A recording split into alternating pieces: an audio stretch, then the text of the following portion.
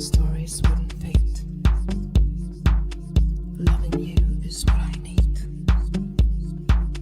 Never learned to fantasize. Now it's time to realize nothing else is worth to talk about. Let all bad things of your mind out.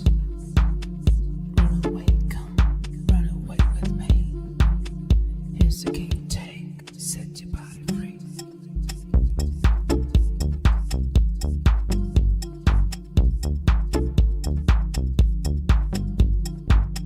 You, my loved one. You, my princess.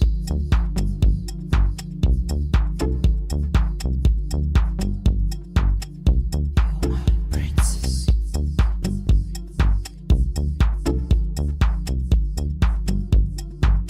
Late night stories wouldn't feed. Loving you is what I need. Never late to fantasize. Now it's time to realize nothing else is worth to talk about. Let all bad things off your mind out. Run away, come, run away with me. Here's the key, take, set your body free. Set your body free. Set your body free. Set your body free. Set your body free. Set your body free. Set your body free. Set your body free. Set your body free.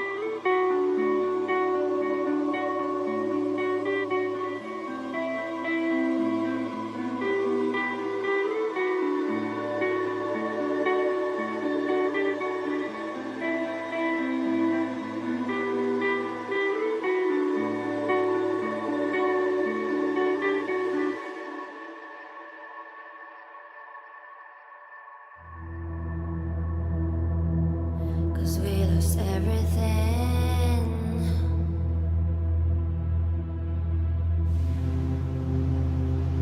We had to pay the price.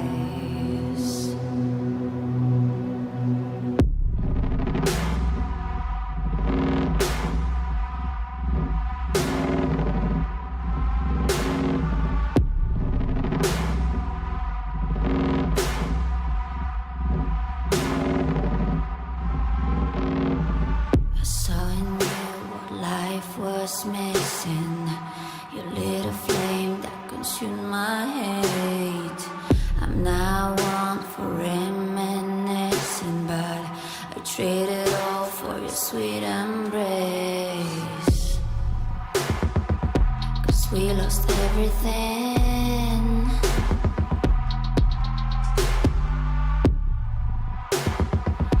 We had to pay the price. There's a canvas with it was a passion for the ages, but in the end, guess we pay the cost.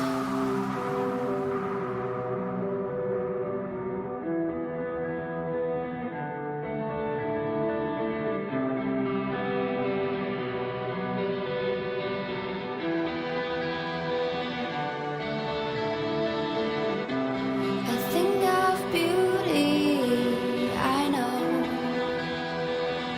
will never fade away. What you did to me, I know. Said what you had to say, but I think of beauty will never fade away.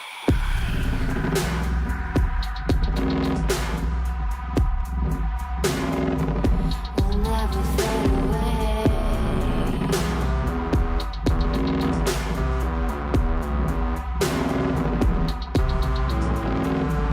I see your eyes, I know you see me. You're like a ghost, you're everywhere. I'm your demon, never leaving. A metal soul of rage and fear.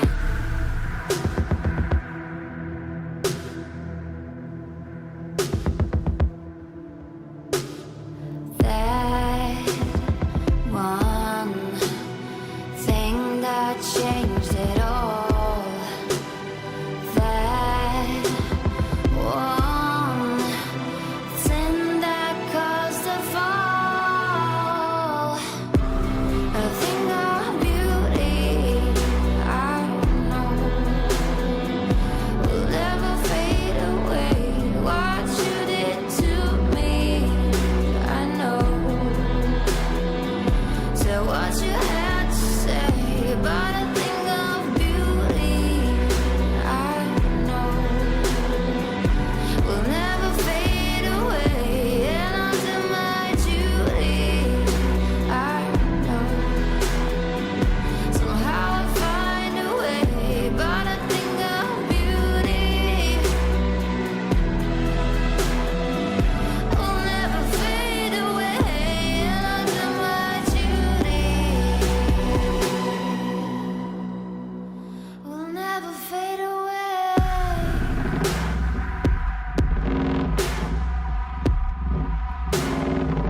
Will never fade away.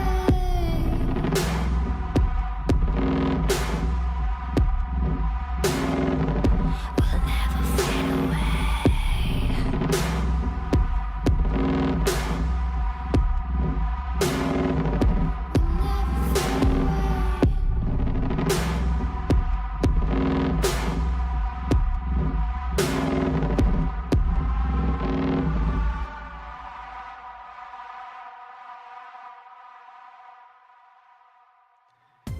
Und damit willkommen! Willkommen im Stream! Ich wollte den Sound nicht unterbrechen. Ich sitze hier schon seit einer halben Minute und will eigentlich loslegen und dann denke ich mir, nein, das kannst du nicht tun! Du kannst diesen genialen, epischen Song einfach jetzt nicht unterbrechen. Die Leute würden dich hassen, die Leute würden dich deabonnieren, die Leute würden dir, keine Ahnung, Katzentote vor die Haustür legen oder so. Ja, hi. Hi zusammen. Ich hoffe, ihr seid alle gut drauf. Wir haben Moment, ich mache noch ein bisschen leiser. Ich hoffe, es ist gut vom Sound her. Einen historischen Tag vor uns. Na, also, sag ich mal, einen halben historischen Tag. Ja, schon 15:30 Uhr, Leute. Halber historischer Tag, denn bald kommt Update 2.0 und ich habe gerade schon gelesen, viele haben sich gefragt, wann kommt das denn jetzt genau? Jetzt, sofort, gleich, 5 Minuten später, 10 Minuten, 1 Stunde, 18 Uhr, 17 Uhr, keine Ahnung, man weiß es nicht, aber die Information, die ich bisher gelesen hatte, war, dass man nach dem Stream, unmittelbar nach dem Stream loslegen möchte. Ja, unmittelbar ist quasi, also wenn Alicia oder Lilaya oder wer auch immer da gleich quatscht, wenn wenn das letzte Wort gesprochen ist, erwarte ich, dass hier das Update springt. Hoffe ich zumindest. Denn in Germany gibt es Gegenden, ja, Dörfer, in denen Internet nicht so gut ist, ja. Zum Beispiel Köln, ja. Also, gut, jetzt sagen einige Kölner so, ja, Moment, aber wir haben dafür den Kölner Dom, ne? Ja, ist schön und andere werden jetzt auch behaupten, ja, ich habe aber, keine Ahnung, Trillion Gigabyte, Megabit oder Mega, was du auch immer da hast an Leitung, mag auch sein, aber manche Gegenden von Köln, also so quasi so 2 Kilometer weiter sind schwierig. Deshalb hoffe ich, dass ich das Update runterladen kann bis 20:30 Uhr. Denn um 20:30 Uhr, meine lieben Chums hier im Stream, werde ich wieder streamen. Also quasi Wiederholungstat begehen. Ja, ich werde dann nämlich spielen. Zocken. Also ich werde Cyberpunk 2.0 spielen und dafür müsste ich nach dem Stream, also wenn es um 17 Uhr wirklich losgehen würde, 3,5 Stunden, das kann knapp werden, also okay. Wollen wir mal gucken, ne? Ob's denn hinhaut, ob's aufgeht, wie man so schön sagt. Ich muss mal gerade gucken, habe ich denn hier irgendwo... muss mal gerade gucken. Ich habe gar nicht vorbereitet meine Streamkiste hier. Schöne Erinnerung an den Song lese ich gerade hier. So, ja, ist definitiv der Fall. Ich mach mal gerade. Wo gehen denn gerade mal hier? Wartet mal, ich muss mal gerade ein bisschen hier rumschauen, was ich eigentlich tue. Fenster. Ja, da bin ich, genau. So, okay, existierende.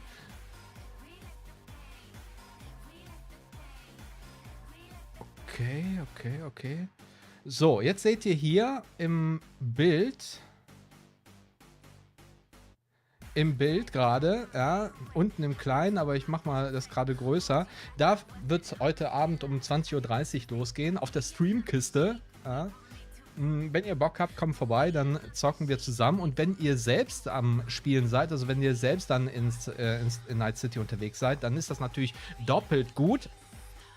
Dann können wir uns direkt austauschen, ja, so was Sache ist, wie ihr es findet und so weiter. Bin auf jeden Fall gespannt, wie es bei den Leuten ankommt. Ich habe es auch noch nicht gezockt, also ich habe keinen Review-Key oder keinen Vorabzugang oder sowas. Das liegt aber, glaube ich, auch offenbar an mir. Ich hatte schon gedacht, irgendwie, die mögen mich nicht, aber tatsächlich hatte ich mich wohl an die falsche Stelle gewandt dafür. Ja, okay. Oh, da klingelt es. Handy sagt mir, ich soll irgendwas tun. Ah, okay.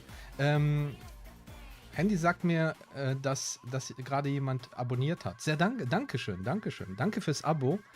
Vielen Dank. Wer hat mich denn abonniert? YouTube Gamer hat mich gerade abonniert. Fein. Finde ich gut. Und danke für die Erinnerung, dass ich mein Handy direkt mal leise schalten muss hier. Sehr cool. So geht alles auf, würde ich sagen. Alles passt. Ja, der Stream beginnt um 16 Uhr. 16 Uhr, verdammt. 16 Uhr. Also der offizielle, ne? Also hier, wir sind ja schon mittendrin. Habt ihr zweifelsohne gemerkt. Aber um 16 Uhr beginnt der offizielle Stream. Und die sollen hinmachen. Also meinetwegen kann das auch eine sehr kurze Red-Stream-Folge sein, so 20 Minuten. Dann hätten wir theoretisch das Update schon um 16:20 Uhr. Also jede Minute zählt. Tick-Tack, Tick-Tack. Ja. Okay. Schau mal, ob ihr Fragen habt. Habt ihr Fragen an mich? Habt ihr Fragen zu Cyberpunk 2077, zu Phantom Liberty? Ich bin im Thema. So ein bisschen. So ein bisschen bin ich im Thema. Drift fragt hier gerade, ich habe deinen Glitch genutzt für das Compeki Plaza. Hab das Satori verpasst und hab deinen Glitch dafür genutzt. Ja, super. Super. Ey, schon wieder. Ich habe gerade leiser geschaltet, ey. Ey, noch jemand hat mich abonniert, ey. Krass. Es laufen aber die Abos hier. Bald bin ich in der Größe von Gronk, Gut, ich bin jetzt bei 942, da brauche ich ja nur noch, keine Ahnung, ein paar mehr. So. Cool.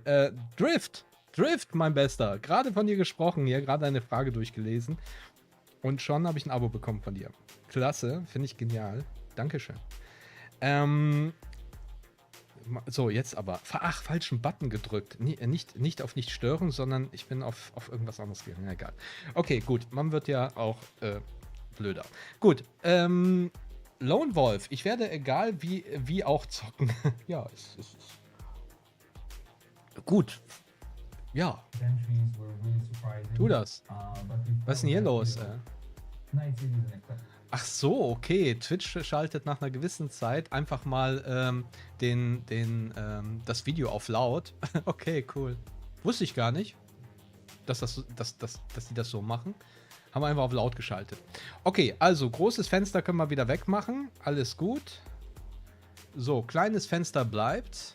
Das ist auch gut. Und wir lassen den mal weiterlaufen, aber wir machen Sound aus. So, dann passt das hier wunderbar. Ich denke ja, wir sind ja früh dran. Ja. Wir sind ja früh dran.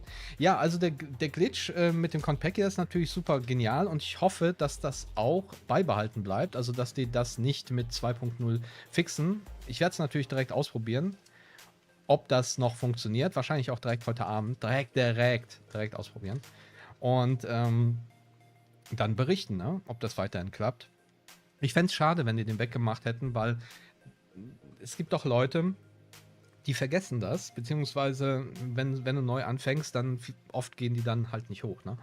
So. Lone Wolf fragt mich, wie gehypt bist du? Ja, ich freue mich total. Ich bin nicht so richtig, wie soll ich das sagen? Ich bin nicht so richtig hypebar, ja. Ich bin also nicht so jemand, der komplett durchdreht, ja, aber ich freue mich riesig. Also ich kann mich über Dinge freuen. So. Also ich habe keine schlaflosen Nächte oder sowas vor Aufregung. So, das letzte Mal, dass ich schlaflose Nächte hatte vor Aufregung war, keine Ahnung, als ich 8 war und es war kurz vor Weihnachten da. Und ich wusste, dass ich was richtig Geiles geschenkt bekomme.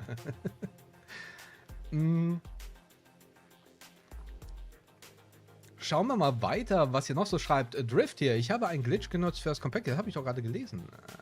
Achso, du hast es zweimal geschrieben. Schön, okay. Schau mal weiter. Ich habe dein Glitch, also schon wieder. Alter, das schreibt er hier. Oder habe ich jetzt hier irgendwie im Chat doppelt und dreifach alles? Wie viele Accounts hast du für Cyberpunk 2077? Accounts? Naja, also, wenn du mich fragst, wie oft ich das Spiel habe, zweimal. Einmal für PlayStation und einmal für PC natürlich. Und wenn du mich fragst, wie viel verschiedene Wies ich habe, dann weiß ich nicht. Keine Ahnung, viele. Also, manche sind nur ein paar Level alt, manche. Also meine Haupt-Wii, die ist natürlich am meisten gespielt, aber so, ich sag mal so 3, 4 Wiis, die ich häufiger benutze, aber auch dazwischen immer wieder andere. Also öfters das Spiel mal begonnen und also insofern eine Menge.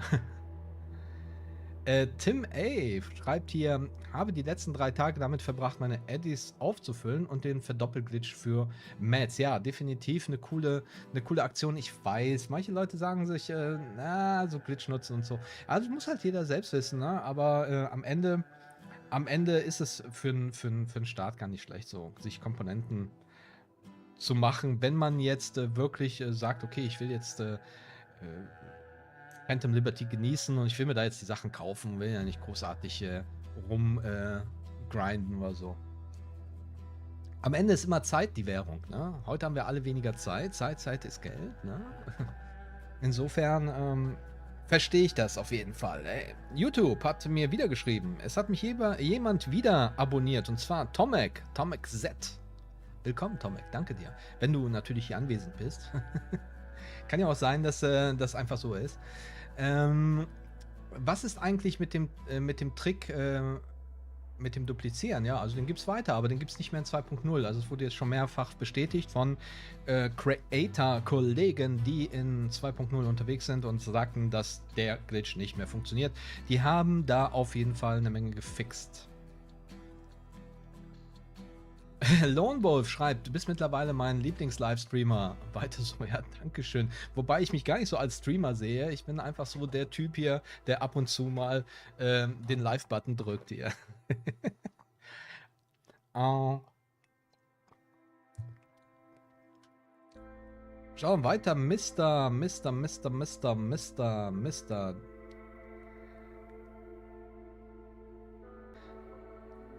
Oh, OBS hat sie. Hier, mein Programm hat sich gemeldet. Gab eine Unterbrechung. Ich hoffe, ihr seid noch da. Auf jeden Fall, Cyberware gibt es halt mehr und viel. Das ist bestätigt. Es gibt eine ganze Menge. Aber so optisch wird das wahrscheinlich nicht so zum Tragen kommen, wie anfänglich gehofft. Also da dachte man, dass vielleicht das irgendwie mehr zu sehen wäre aber das ist wohl nicht der Fall. Inception schreibt hier sehr auffällig, dass der Treiber da ist. Treiber ist da. Hier, Nvidia und so meinst du wahrscheinlich. Jo, dann auf jeden Fall, ganz wichtig, vor Cyberpunk heute direkt nochmal Treiber updaten. Kann auf jeden Fall lohnend sein. Ja? So.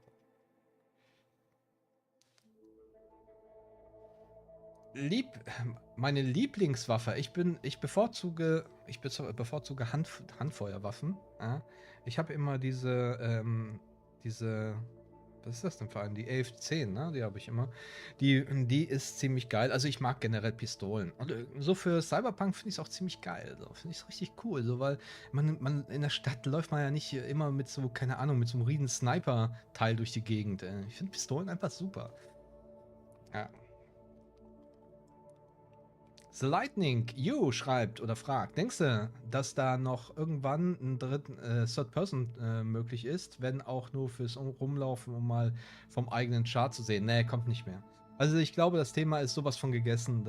Also ich hätte auch nicht angenommen, dass das CD Projekt Red irgendwann angeht, also auch schon am Anfang nicht, aber es gibt immer so eine Hoffnung, dass wenn sich viele Leute melden und viele Bock darauf haben, dass dann irgendwann ein Studio sagt, vielleicht machen wir das mal. Aber ich meine, das Thema ist durch. Wir haben jetzt 2023, Ende 2023 und nächstes Jahr wird Cyberpunk 2077 dicht gemacht. Ja, dann gibt es vielleicht jetzt noch nach Phantom Liberty noch 1, 2 Updates und so und dann war es das. Und dann wird das Ding nicht mehr angefasst und bis halt vielleicht irgendwann in der Zwischenzeit bis zu Orion, also zu dem Sequel, was dann noch kommt, wenn da in der Zwischenzeit die noch irgendwas machen, eine Anime-Serie oder so, wovon ich jetzt mal ausgehe, dann wird man vielleicht hier nochmal was anpacken, so wie damals hier bei Witcher 3. Da haben sie es ja auch gemacht, mit der Witcher-Serie kooperiert und da eben dieses DLC reingepackt. Auch wieder anlässlich des Next-Gen-Updates, aber ich könnte mir vorstellen, dass man Cyberpunk 2077 dann nochmal anfasst, wenn wirklich nochmal sowas ansteht. Aber sowas wie Third Person und größere Veränderungen werden sie nicht mehr machen. Also das werden sie nicht mehr anfassen. Die werden jetzt Phantom Liberty draufschmeißen. Die werden die Bugs fixen. Die heftigsten werden sie noch machen. Und vielleicht sehen wir noch irgendwie ein kleinere Nacharbeiten. Aber ich glaube nicht, dass da jetzt noch was Weltbewegendes kommt danach. Also nach Phantom Liberty.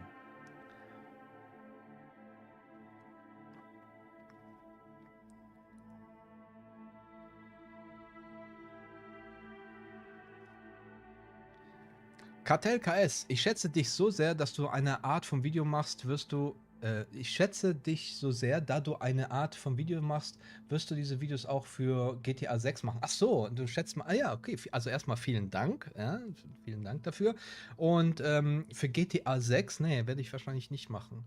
Ich bin nie mit GTA warm geworden, insofern, ich bin auch mehr so der Story-Typ. Ja? Merkt man vielleicht auch so ein bisschen, wenn man meine Kanäle verfolgt. Ja, ich bin mehr so der Typ, ich mag Lore, ich mag Story, ich mag Roleplay und so weiter. Da tut sich gerade was im Hintergrund. Fangen die gerade an. Ich muss mal gerade hier ein bisschen aktualisieren da oben. Schauen, ob hier irgendwas passiert schon. Jetzt haben wir O2-Werbung. Ja, hier, Leute, wechselt zu O2. Das beste 5G-Netz in Deutschland. Falls das einer von Telefonica sieht, ja, ihr wisst ja, Kontaktadresse für die Überweisung. Haut mal raus das Ding. Ja, KitKat, auch geil. Ja, also, mein Part an Werbung heute auch erledigt.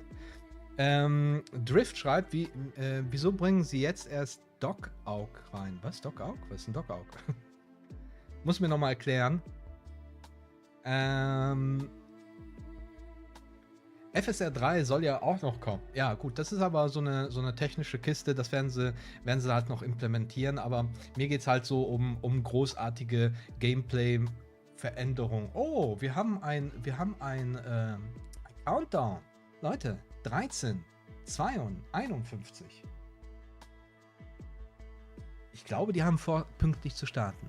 Das ist sehr gut. Ich hoffe, dass sie pünktlich starten, schnell Schluss machen und dass wir dann ein Update haben. Das ist geil. Das wär super, super, super. Würde mich freuen. Ne? Okay, Lone Wolf schreibt, weitere Erweiterungen werden aber noch möglich. Nein, da kommt nichts mehr. Das ist durch, das Thema. Das Thema ist so durchgekaut. Ich bin der optimistischste Mensch auf dieser Welt, wenn es um Cyberpunk geht. Aber selbst ich glaube nicht mehr, dass da was passiert. Und es wurde ja auch sehr klar und sehr deutlich mehrmals von der Spitze des Studios gesagt, doppelt unterstrichen, Ausrufezeichen, dass sie das nicht tun werden. Weil es geht ihnen in dem Fall nicht so sehr um die Kohle, sondern es geht ihnen darum, dass die halt ein Tech-Change gemacht haben von der Engine. Und die wollen in ihre Engine, da in diese Red Engine, einfach nichts mehr rein investieren an Zeit, Arbeit und so weiter. Und deshalb machen die den Cut und gehen rüber zum Sequel. Und das Sequel, das wird interessant, weil das Sequel werden sie sicherlich die gesamten Erfahrungen, die sie jetzt auch mit Cyberpunk 2077 ja erworben haben, ja, die sie gemacht haben, die werden da sicherlich mit einfließen. Und ein wichtiger Punkt, der sicher CD Projekt Red auch aufgefallen ist, dass die Leute gerne, also die hätten, glaube ich, gerne bei Cyberpunk eine Art Service-Game gesehen. Jetzt nicht Service-Game gleich verbinden mit den negativen Schlagworten, sondern mit dem positiven, was ich jetzt meine, dass man halt ein Spiel auf den Markt wirft, was man dann über Jahre mit Content weiter befüttert. Ich glaube, dass das super funktionieren würde bei Cyberpunk, denn das Universum ist extrem groß und es ist halt auch so vom Aufbau her, weil es ja so ein Pen-and-Paper-Game ist es auch perfekt dazu geeignet. Ja, es gibt jetzt auch zu Cyberpunk 2020, also oder Cyberpunk Red, das sind die originären Pen-and-Paper-Games. Dazu gibt es ja auch Quellbücher, Kampagnenbücher und so weiter und so fort. Und so könnte man das halt auch aufbauen. Also man könnte so ein Spiel ewig fortführen. Ja? Mit 1000 Erweiterungen, Add-ons und so weiter. Und da das heutzutage mit Add-ons und Erweiterungen so eine Sache ist, wäre halt zu überlegen, ob man das nicht wirklich als so ein Service-Game mäßig macht. Ja? Cool. Und wenn sie dann sowieso noch Multiplayer machen wollen irgendwann, ja, dann wird sich's anbieten. Wird sich's auf jeden Fall anbieten.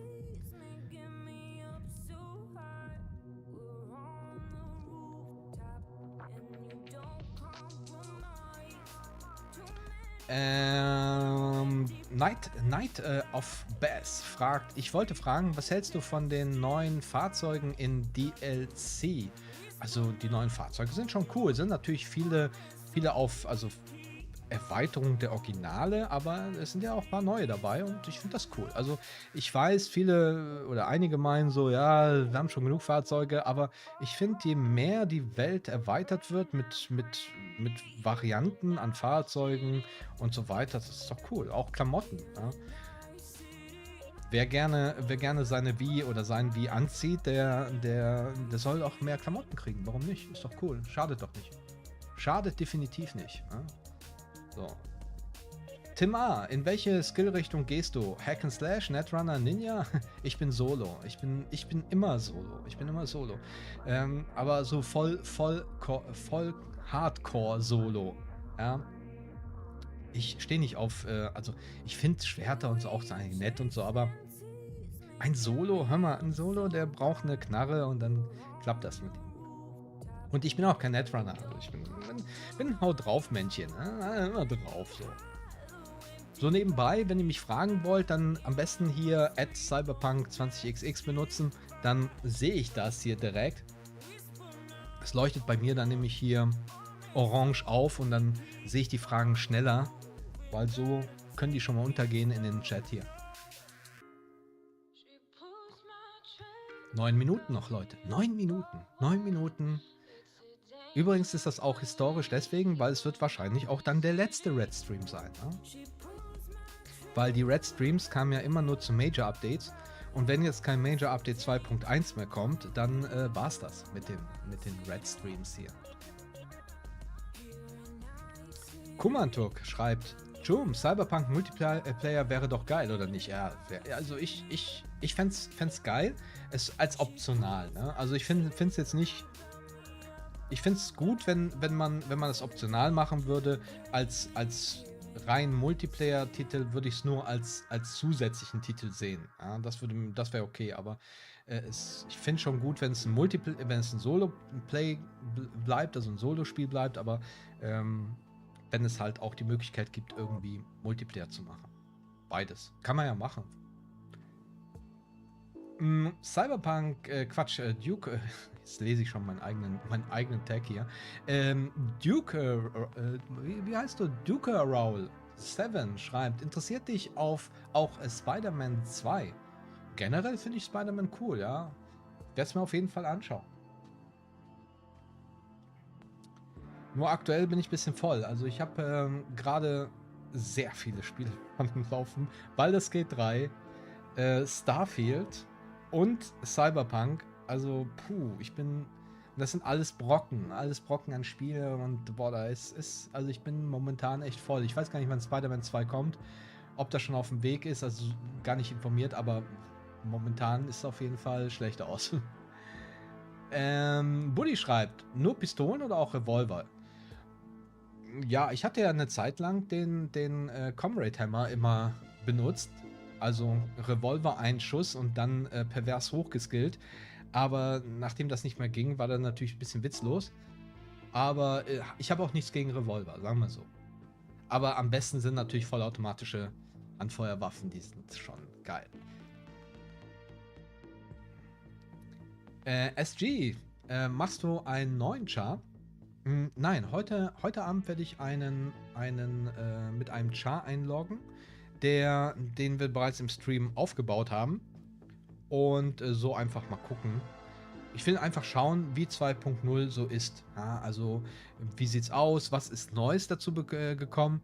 Womöglich. Und was funktioniert noch und so. Also, es wird eher so ein Orientierungszocken-Stream heute Abend. Ja.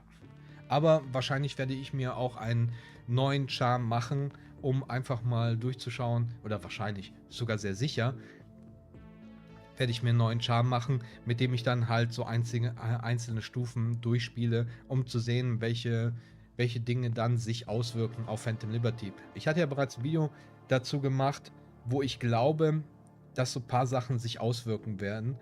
Und ja, insofern werde ich da natürlich neu anfangen. Aber im Stream werde ich den Char nutzen, den wir angefangen haben im Stream. Auch für Phantom Liberty am 26. Denn dann steige ich direkt ins DLC ein. Also DLC, also in die Erweiterung. Ja. Mr. Martin schreibt, willst du auch wieder anfangen oder reicht dir das? Wie ich eben sagte, also klar, ich werde neu anfangen, aber das werde ich so quasi für mich machen. Ja, mal einmal durchspielen, nochmal von Anfang an, so ein paar Entscheidungen checken. Und im Stream geht es auf jeden Fall mit unserem Wie weiter ohne T-Shirt. Coco Bunnycott, schön dich mal live zu sehen. Ich wollte mal ein dickes Danke sagen, dass du dir so viel Mühe und so viele Videos über Cyberpunk in den letzten 3 Jahren gemacht hast. Tschum. Ja, gerne und vielen Dank fürs Reinschauen. Ich freue mich auch, dass ihr immer fleißig die Videos guckt und ja, dass euch die gefallen. Ja. Das finde ich schon sehr, sehr genial. Also wir sind ja auch über die Jahre ein bisschen gewachsen, immer mehr Chums, gucken in den Kanal rein und ich denke, ja, wir sind eine coole Truppe geworden hier. Leon Ruhl, was wirst du als erstes in Dogtown machen? Ja, Dogtown besuchen. Und dann, wenn ich in Dogtown bin, werde ich mir wohl als erstes den Schwarzmarkt ansehen. Also hier Black Market. Und generell mal ein bisschen umschauen. Ne? Also, und was ich auf jeden Fall machen werde, das werde ich heute schon machen. Ich will gucken, ob das neue Bereich in Cyberpunk 2077, ob der jetzt mit dem Update kommt oder ob der erst mit Phantom Liberty kommt. Da bin ich nicht so ganz sicher, das muss ich heute checken. Weil es gibt ja einen neuen Bereich in Night City, ich will jetzt nicht spoilern, ja, aber es gibt ja eben einen neuen Bereich. Dazu hatte ich auch ein Video gemacht vor kurzem. Ja. Aurora Flash, hast du Phantom Liberty jetzt schon gespielt? Nein. Ich habe Phantom Liberty noch nicht gespielt. Und aber vielleicht mache ich das jetzt noch. Das kommt ein bisschen drauf an.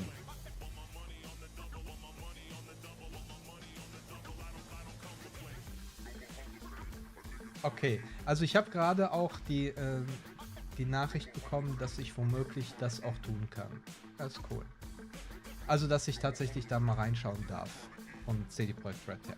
Ja, cool. Also, insofern werde ich das auf jeden Fall noch vor dem Stream machen, also vor dem Release machen. Ja, aber wie das so ist, man darf dann natürlich nicht großartig drüber quatschen, ne? So, ne? NDA und so. Night schreibt oder Night, wenn Multiplayer. Ne, Night, wenn Multiplayer. Achso, okay. Wenn Multiplayer im nächsten drin sein soll, würde mich RP-Gedanke interessieren, ob und wie das machbar wäre, weil CP und RP passt gut zusammen. Ja, also es ist klasse, es ist ein klassisches Roleplay, ne? Sogar ein Pen-and-Paper Roleplay. Also das würde schon cool sein. Und es wäre geradezu genial, wenn man Cyberpunk halt in einer, ich sag mal, kleinen, überschaubaren Gruppe spielen würde.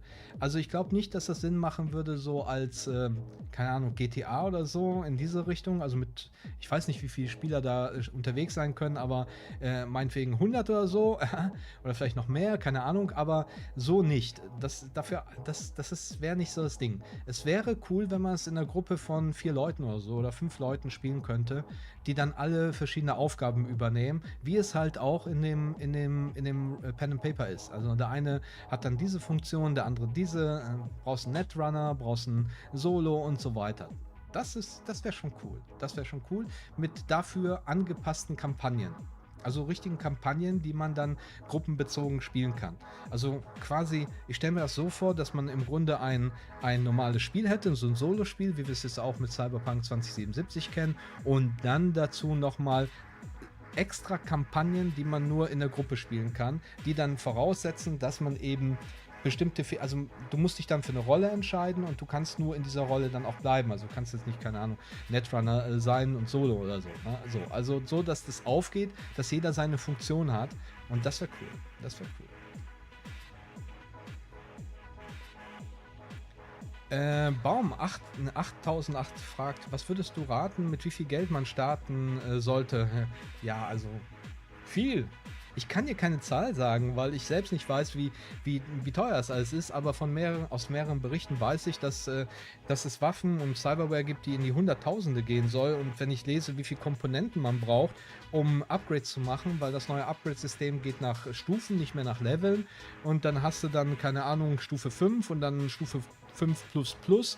Also dann brauchst du schon extrem viel Komponenten, um das Upgrade der Waffe zu machen. Also das ist schon heftig und das wird ins Geld gehen. Ja? Also so viel wie möglich. Leute, wir machen hier mal einen Cut, denn in 20 Sekunden geht's los. Ich werde wie immer jetzt schön geflissentlich meine Klappe halten und in den Chat wechseln, weil wir wollen uns ja jetzt gemeinsam den Chat anhören und ansehen. Und ja, es geht los, ne? Und danach machen wir nochmal After-Stream-Quatsche. So, es geht los. Ich wechsle mal gerade. My name is Amelia and I will be your host today, together with my partner in crime, LETZTE. Hey guys! And we have two amazing new guests, so please give a warm welcome to Filip Dovnar, gameplay lead designer. Hi. And Rafał Obremski, sorry, I have to read that title, gameplay designer and gameplay design coordinator. Hello. Very long title. Yeah, whenever someone asks, I just say that I make games. That's my... Make simple. Just like all of us. Exactly. Okay, guys, so a couple of weeks ago, we met you for the first Red stream about Update 2.0 and Phantom Liberty, and we told you some more about Dogtown, some of the characters coming with the expansion. We talked about car combat, new reworked perks and attributes, as well as the relic skill tree from Phantom Liberty, and we also went over the revamped police system. And today we have even more changes and new features to go through. So we will start with Airdrops, a new open world activity from Phantom Liberty. Then we will go through combat AI enhancements. We will also go through Cyberware changes, Netrunning changes, balance and economy changes, UI changes. So, there's a lot of changes to go through. Sorry. You will probably be able to download the update before we finish the stream. It will be available from 5 p.m. CEST today. And if you are wondering how much space you need, let me help you with that. So for PlayStation 5, you're gonna need 38 gigabytes of space. For Xbox, you're gonna need around 52 gigabytes of space. And for PC, around 33 gigabytes of space. So hopefully after the stream, you will be able to jump right into Update 2.0 in Cyberpunk 2077. Unfortunately, today we are not with you live, but we will hold a Q&A session at the very end with questions that we gathered from our Discord and our forums asked by you. So, the Update 2.0 will be available after the stream. Let's jump in. Yeah, so, guys, gameplay overhaul, philosophy behind 2.0. Can you tell us more about that? Sure. First and foremost, it's called 2.0 for a reason. I don't think we left any stone unturned in terms of gameplay. We did a great overhaul over almost all of our systems. So the philosophy behind it, the main thing we had in mind while working on it, we are CD Projekt Red, we are storytellers. And we are telling the stories not only in narrative part of the game, but also in gameplay. And in gameplay, it's up to the player to decide how the story looks exactly, what kind of character they are, what kind of play style they are using, and all of this we wanted to be actually made consciously by player. All of the decisions in regards to the character they are.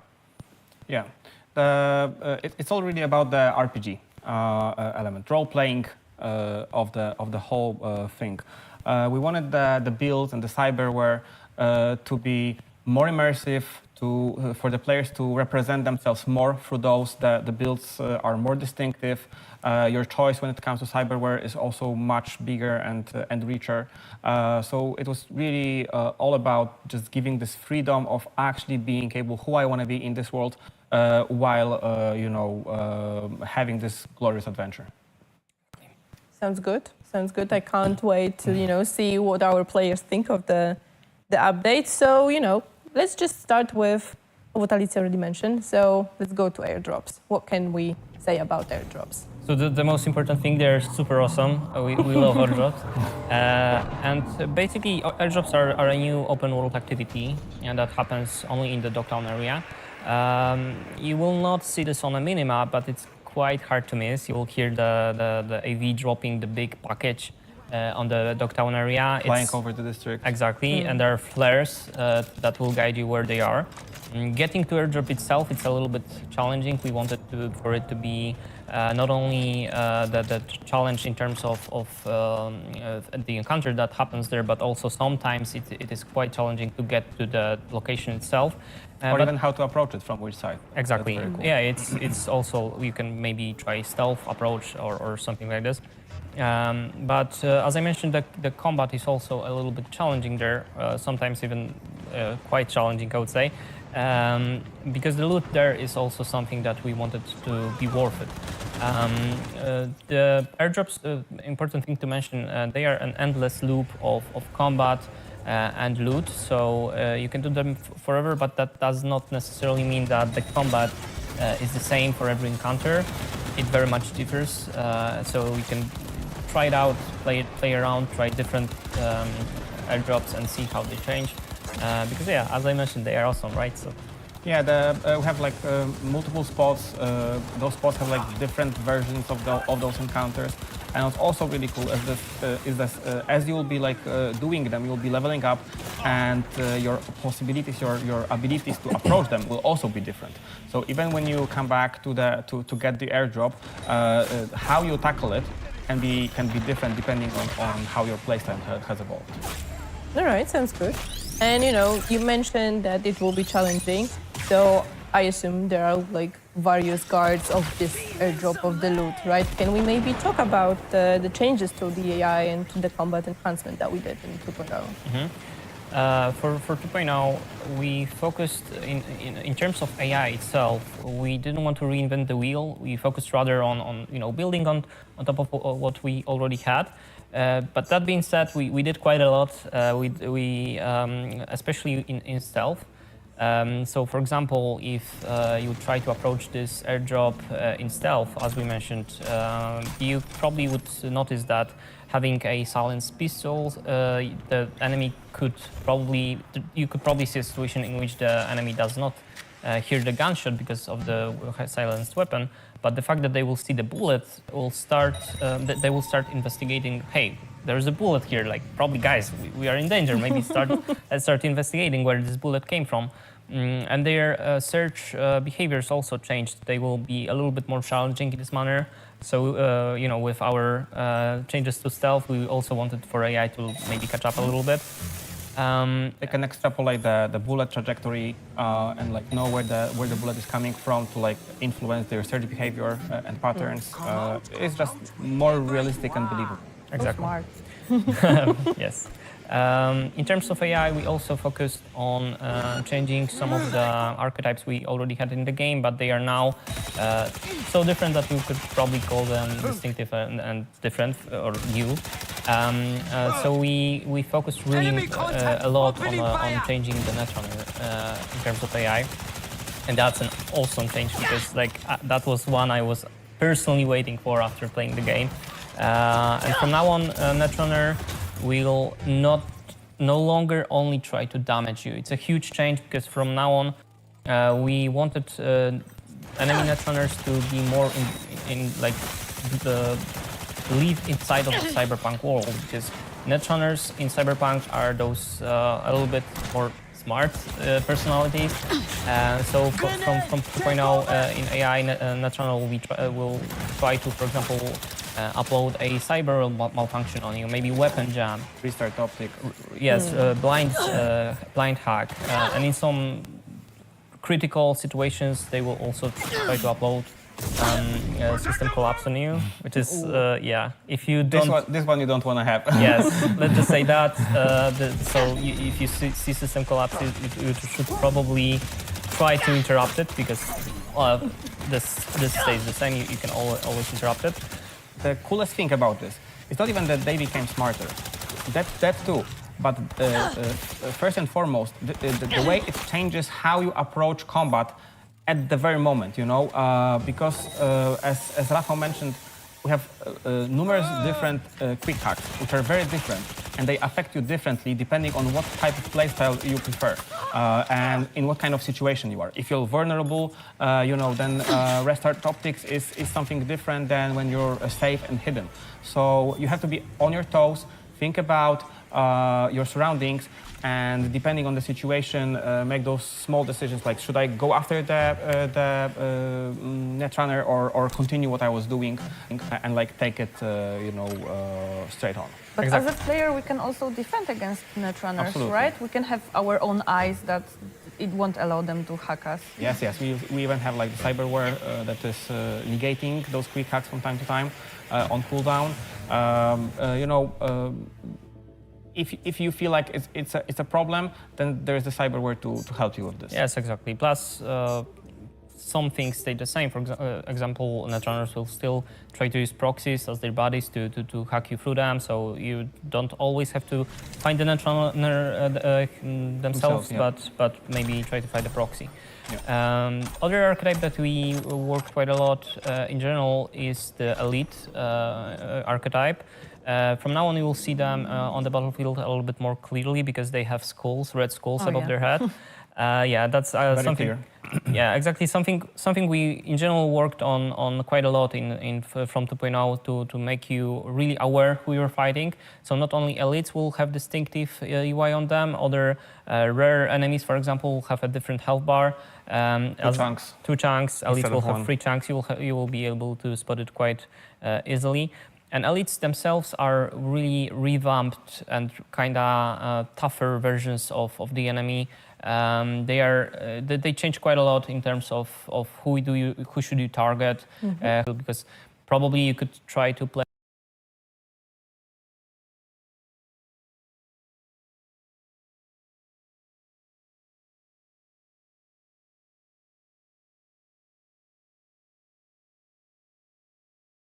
to more of a person that focuses on crowd control and damaging a lot of different enemies at one time. But the fact that elites are a thing that there's a singular enemy that is a little bit tougher makes you rethink your playstyle. Maybe I want to have something that will allow me to focus on a singular target as well. Or not, Yeah. It depends on you. Like whether crowd control is your thing and you want to control the elite or you just want to burst it down, that's also a possibility. It really depends on how you play. Another thing regarding the AI itself is that it's much more, I would say, adaptable to how you play. It's going to react differently if you're like going straight in and you're super hyper aggressive. They will react. If you take the slower approach when you hide, when you are more like cover shooter gameplay, is a thing for you. They will also behave differently. So it's also like a big change to how you play and how you have to think about the encounters. Exactly, and building even on top of what you said, you could probably hide behind some cover. They will notice that and try to maybe lure you out from it with grenades and stuff. They really got good at this. Yeah, and now actually this is something that we also work quite a lot. The rule of thumb we took in regards of this is the higher difficulty you're playing on, the more player-like enemies will feel. So for example, on hard and very hard difficulty, they will have a little bit more verbs that are similar to what player can do. They will throw more grenades, they will even heal themselves more often. As I mentioned, the Netrunner will also adapt to your difficulty level. The higher it is, the quicker the hacks he applies will be, and stuff like this. We really focused on this, building this world that adapts. If you are progressing your player, you have new abilities and new verbs to you. We wanted the difficulty to be kind of something for AI to maybe simulate something similar. It's generally how we approach the game difficulties in general. We try to make it more about engagement and like how much stuff happens that player has to take into consideration and how important the effect of each of those action verbs is at current moment. Sure, there are like stats changes as well, as they have to be, but it's not about this. It's rather background, and on the forefront, it's about the composition of the NPCs and like their abilities and how active they are with using the abilities they have, because they have those abilities. Almost all of them they have across all the game difficulties. It's just they are much more proactive with them on higher game difficulties. Exactly. Okay, so essentially NPCs AI will adjust their behavior to, you know, to see what we are doing. But what about, like, I would like us to go more into the stealth gameplay that we are introducing in 2.0. So, as we mentioned, AI itself will behave differently in regards to your stealth approach, but the stealth approach from the player's perspective changed vastly. We added a lot of new verbs for the player. For example, the ninjutsu perk that will allow you to sprint while crouching, which probably would look A little bit funny. in third person. So luckily we are in first person perspective. But this allows for you know, a lot of opportunities in stealth in general. Other than And even it's a cool decision-making thing because it costs stamina. You cannot stealth in crouch freely. Sorry, not stealth, sprint in crouch freely. So you have to think like when to do it, what your stamina is going to be, what will be like your how you'll act later on with the stamina that you have. So there are a lot of those like cool little decisions that you have to make, and it's much more fun. Yeah. Another thing is the stealth netrunning loop we added. In general, we worked a lot on netrunner in the game from 2.0, but from now on, you will also have this new gameplay in regards to your stealth approach. There's a new system trace functionality that we added. Basically, it's like maybe role-playing a little bit, fighting netrunner with netrunner, that someone tries to stop you. Or some kind of system. Or some kind of system that will track that hey, there's a netrunner trying to kill our guys, maybe I'll try to trace him. Obviously, it's also in encounters that do not have netrunner in them, it's just our fantasy about it, but you know, there's this thing that you will have to progress towards not being spotted while hacking people. Yeah. And think about, because not all quick hacks are traceable. And quick hacks are also traceable in like different on different level. Some are like extremely aggressive and like easy to spot, which makes the system Netrunner to spot the player easier. And what do we mean by spot? Basically, your position will be revealed to all the encounter, and they'll know where you are, and they'll try to get you. So a player right now has to think like, okay, what do I value more? Do I want to make this aggressive push, get out, take one or two enemies with me because it's a good opportunity? I cannot go around them using regular stealth, or whether it's better to stay low and basically use my potential to the fullest while being hidden, and only then release the full potential of the playstyle. Yeah. Another thing in stealth we changed is, in general, in Phantom Liberty, being this espionage, we wanted to add a lot more to the gunplay in terms of stealth. So there are a lot more silenced weapons play styles, and there are some combinations that weren't possible before. For example, from now on, you'll be able to have a tech silenced weapon or smart silenced weapon. Absolutely crazy. Yes, yes. It sounds crazy. Yeah. So you can totally go for fully stealth gameplay type.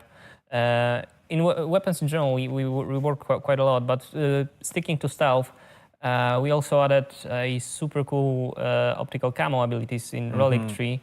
So this one is obviously Phantom Liberty exclusive, but there's a perk that will slow down time when you approach, like when you start being spotted using optical camo. Yeah. Or even get you out of combat once it's already started. Which is cool.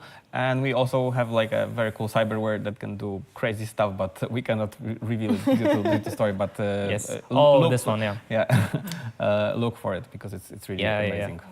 Okay, so we're super excited to check out the new stealth loop, especially with the spy thriller vibes of expansion. It's gonna fit in right there. But while we were on the topic of AI, we actually have some questions from our community about that. So maybe let's jump into those. The first question is: has the density of NPCs and the intelligence of NPC AI improved throughout the entire map, or is it only inside Dogtown? Obviously, every change to AI we made for the whole Night City. Every AI-controlled enemy will be revamped. It's absolutely systemic. Absolutely systemic. But that being said, obviously for Phantom Liberty, there are some custom encounters, for example, with bosses, and they are, as I call them, a little bit more custom. So for those to experience, you will have to have Phantom Liberty installed. But trust me, they're also super awesome. So I really encourage you to They try are them great. out because we also focused on bosses. But those are, it's not like we have like some kind of Phantom Liberty specific systems for it. It's just the encounters that we have there use whatever we have slightly differently. Okay. Yeah. Plus there's Bargus, obviously, as Very militaristic faction. as faction that is only in Dogtown, although stuff like Maxstack will happen everywhere in the map. So you know. Okay. And the NPCs will be smarter throughout the Yes. entire Night City in general. Yeah. Awesome. Another question that we have from our community is, are there going to be crazy drivers who don't work along normal driving AI? Yeah, we'll have not only like, it's really hard to define, like what do you call crazy driver? Because for instance, in I Night am City, crazy. I'll show you my cam from my car. I'll show you exactly who are crazy drivers. if you think like in Night City, in this world, which is like extremely visceral, brutal, where those gunfights can happen on every street corner, people are like scared, you know. They will try to drive away. They will try to avoid whatever obstacle is there. They will basically try to get away from danger as they drive, and it's gonna also happen like systemically. On its own. And the cool thing about it is that often while they're like panicking and trying to get away from the bullets, they may cause traffic accidents themselves and increase on the havoc. They can even drive over the policeman, for instance, and be chased themselves. You will see gang members fighting themselves or running away from the police. And while doing this, they don't care. They basically, you know, they drive over civilians, they crash into other cars. Player can watch and just have fun observing what's happening, or take sides and help either the sides. Yeah, exactly. And just one mention here that those car chases situations are fully systemic, fully AI-driven. Nothing is scripted, and they also would happen quite a lot if you would focus and maybe just observe or take part in them. But there are some cool moments with this as well. Like, for example, I believe I watched your playthrough recently that there was a situation in which you caused a gang member to be chased by police, like on purpose, kind of, or I'm not sure. I was trying to get away from the police, and it was in Dogtown, which is quite crowded, and I was trying to find a spot to lose the police. And it so happened that the only corner I could find was like very close to a very small like gang. Nothing major. They were just, you know, hanging out, doing their daily stuff. And I was hiding them. And Daily basically gangs. they didn't have any beef with me. So they basically didn't care that I was around. But it turned out that when the police came to basically investigate the last place they saw me, it turned out that they didn't really like each other. They started fighting, and I basically would just walk away and, you know, enjoy the fight because they didn't care anymore because they were basically fighting for their lives. And that's how I got Just away. fetched popcorn. And Yeah, started- pretty much. It was very fun. That's also a strategy. Yeah, oh, definitely. Crazy drivers, obviously. There's also a system overhaul of the car system in general, car combat, but also cars in general, driving and stuff like this. So, Yes. so if you shoot out a It's so tire much of someone, they will also, try to like maybe panic a little bit, try to steer it, similar to probably. Also, if you like use quick hacks on them, they also don't know how to react. They often like crash into things because of this. It looks supernatural, and it creates those amazing, you know, emergent gameplay moments that you can enjoy. Yep. Nice. Okay, so it's gonna be super interesting seeing our players wreak havoc Oh, in yes, Night City. yes. waiting for those videos. Yeah. Really waiting for it. Cool, guys. So thank you so much. Before we go into the next segment, let's sum up very quickly. So we're gonna have new activities in the open world, the airdrops in Phantom Liberty. We revamped the combat AI a lot, so we're gonna have weaker enemies, we're gonna have stronger elites. There's also been some changes to both Netrunner playstyles for NPCs, but also for the stealth loop for the player. And we are gonna see some crazy drivers in Night City. Oh, absolutely. All right, so during the last stream, we touched upon some of the builds. We actually showed to our players the solo build with Gabe. But I would like us to talk about the net running. We already touched upon the net running a bit earlier, but what can actually our players expect in terms of net running? So first and foremost, the biggest change in Netrunning, and we really focused on this one, is the fact that the intelligence perk tree is from now on fully self-synergized, and you are really able to dive deeply into the playstyle of a Netrunner and really play with this fantasy. And the main thing that changed there is the fact that we moved smart weapons to the intelligence perk tree plus some other perks that will allow you to actively regain your RAM. So from now on, you don't really have to wait for it to regenerate. You can actually, upload some quick hacks on enemies, switch to your smart rifle, regain the RAM you lost, or maybe switch to your monowire. And then once you have your RAM back, you start hacking again, and it is more of a you have more choice to actively regain it. But there's still the passive regeneration of RAM. Yeah. There's definitely still passive regeneration. It's really much more about like the flow, the rhythm of how you quick hack and how you regain it. You have more impact on it. You can influence drastically how much RAM is regenerating. However, there are still plenty of options to do it passively, and there's always the Cyberware, who basically at all times is trying to be there. If you think that something is missing from your build, Cyberware will probably handle it and help you out. And this is it's a very nice pleasant change, because it's nothing obligatory. If you enjoy this active gameplay where you can regain the stuff, you can definitely do it. It's very rewarding. But if you prefer for this to work behind the scenes for you, absolutely an option, and you can even combine it. Yes. Right. Plus, in general, we added some really cool perks and stuff for Netrunner. For example, there's this overclock perk that basically allows you. How it works is, once you it's also important. It's a super cool perk, because it allows the player to basically think about his character not only in moment to moment, which is also important. Is it worth it even to cast this quick hack right here, right now, or am I putting myself into a too vulnerable position? But also on this a macro level, that okay, I love this perk, I love to using it as much as possible. So now I want to have Cyberware that basically protects me when it happens, and there will be plenty of different types of Cyberware and ways for you to build your character from the Cyberware perspective around this one particular perk, but there are tons of other examples like this. Exactly. From Intelligence Tree in general, we also added some really cool stuff. For example, the copy-paste ability, which is something super exciting.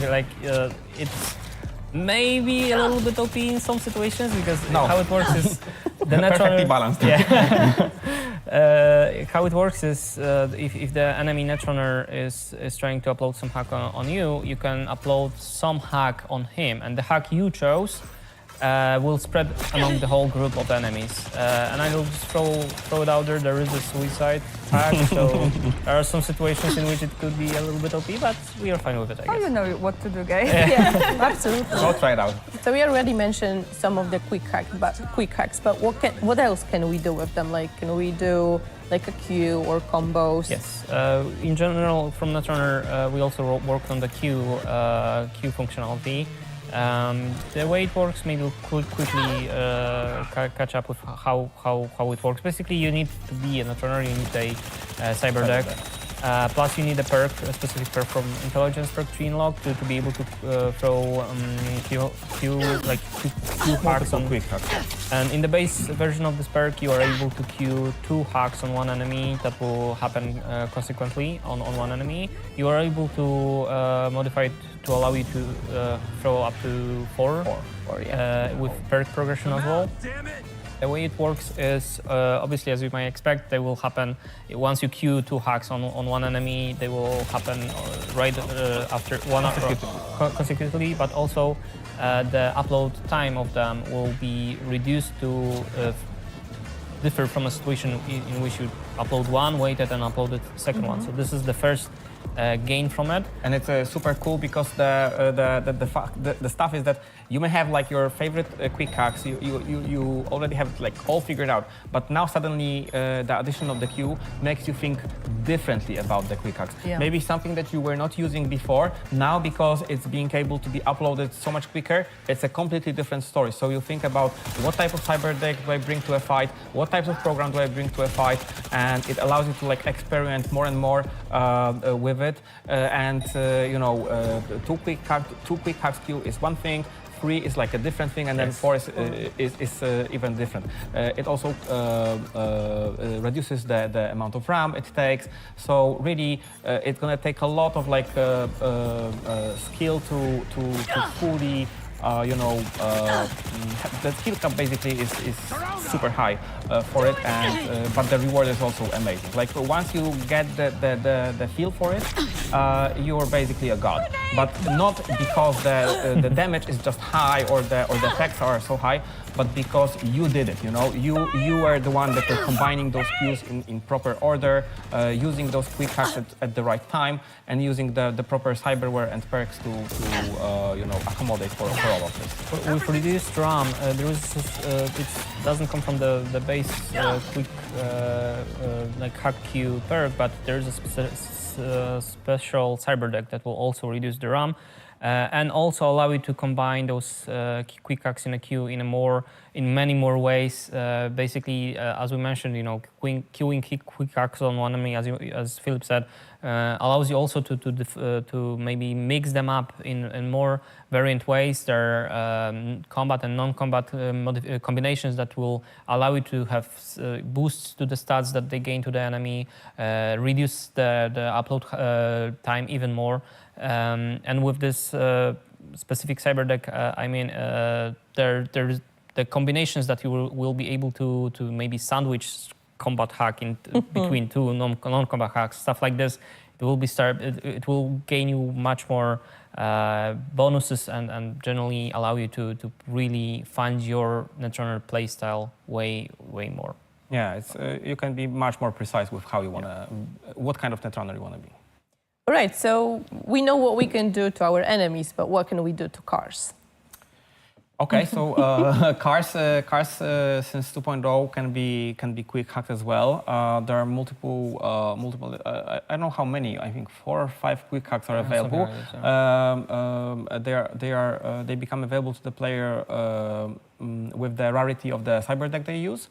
And they're awesome. Like this is one of the coolest things when it comes to like the emergent gameplay that's happening in the city, and like what kind of fun you can have, outside of encounters, just driving the city and just having fun, stopping police, exploding cars using remote control, just forcing them to speed up, and then you can force them to speed up while you take the off ramp from the highway, for instance. And there are like plenty of those like little things that you can do that basically not only are powerful on its own, but they create those unique, unpredictable situations that are fun. A lot of explosions. Yes, a lot of explosions, a lot of driving. Like I love the remote driving. It's coming back to my memories from childhood.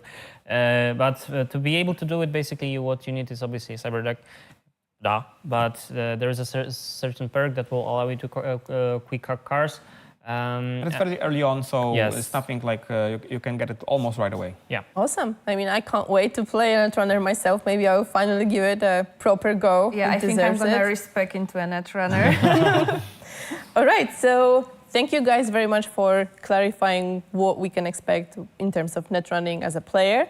So now, before we go to another segment, let's sum up quickly what we just talked about. So, we have the new queuing quick hack system. We can do amazing combinations with them. We have overclock skill to, even boost this gameplay. And you can hack vehicles and you can do whatever you want with them. Like you heard the guys, so, just give it a go. Yes, absolutely. Crazy combos. All right, so next up we have one of the biggest changes, I think, coming with update 2.0, which is cyberware. I know we've changed a lot when it comes to cyberware. So maybe let's start with why did you even decided to change how cyberware works? Sure. There were a couple of reasons. I think the first one was that we are thinking about cyberware as part of your build. You know, in a game like Cyberpunk, Night City, your skills and your character is just as important as the gear that you're having.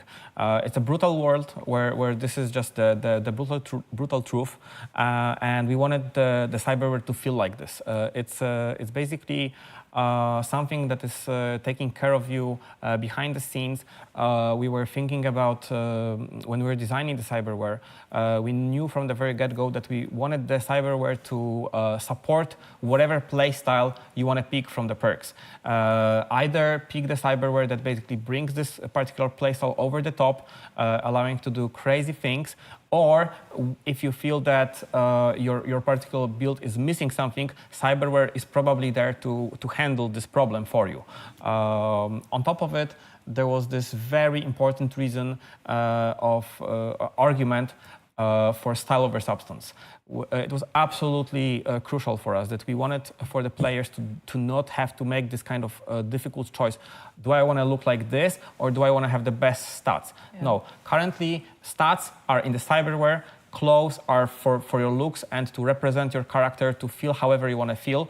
Sure, there are a couple of stats here and there for clothes, but they are not for the RPG sake, like power level of your character. But they're more even to like even more enhance this immersion and underlying the fact that they're just clothes. So you'll see things that, for instance, Kevlar vest still have some kind of armor on it. But if you go and compare the Kevlar vest to like any basic cyberware you have, you know that basically you don't need Kevlar vest to be a tough guy in this world. Yes, plus, we wanted the system to reflect on what is the world of Cyberpunk in general. Look at even the anime that is there already for quite some time, or even our characters in the game itself. Look at the Kurt Hansen character. You know, he's like a tough motherfucker. Guy, yeah. He is the dog of Dogtown. You'd probably expect him to sit inside of his apartment, trying scared for his life. But no, he's out there. He doesn't wear a Kevlar vest. Tank top rather. Yeah, he wears a tank top. And in this world, why is that? Yes, because at this high leaks, people gain those stats from Chrome. Yeah. And we wanted this fantasy to also be in the game, because as Philip said to you, we really saw your fashion crimes, guys. You no longer have to find every piece of the clothing that will give you some of the stats. But that being said, as Philip mentioned, there are still some stats if you really want to min-max your character. Yes. And have every piece of armor you can get. Every little edge. Every little edge. Or, for example, there is a Netrunner headpiece that will give you some of the quick hack time upload speed reduction. But those are minor stuff. But if you want to min-max, you can still do it. And we have transmog in the game still, so you are able to have those stats on you, but look still decent. Look good. Yes. Yeah, absolutely. Yeah. And have different like sets of how you look. That's also very cool. Yeah. Okay, so we have a lot of changes to cyberware. If I am a player coming back to the game with my existing save in update 2.0, what does it mean to me? Will the game tell me how it works? Explain it? Yeah. So basically, one thing that you can expect is as you go back to the game with your save, you'll get a quest. You'll be called by Victor to visit his shop. And there will be a tutorial explaining all the new mechanics. We have a completely new cyberware panel where you'll be able to see the cyberware capacity. We'll probably be talking about this later. Armor and explaining where is what and how it works. Awesome. So there's gonna be a short quest to explain that. But yes, speaking of capacity, because that's very tightly connected to our cyberware. It depends on, you have the limit of capacity, and on it depends how much cyberware you can wear. But what would happen if if I have too much cyberware, can I go over this capacity, and also can I increase it somehow? So first and foremost, you cannot strictly, we don't allow you to exceed this limit. You will not be able to unless there is one situation in which you can unlock a edge runner perk that will allow you to exceed this capacity by 50 points by the cost of the max health of your character. And with this perk, it's actually another example of our role-playing and playing with the fantasy of the world, because you just exceeded your cyberware.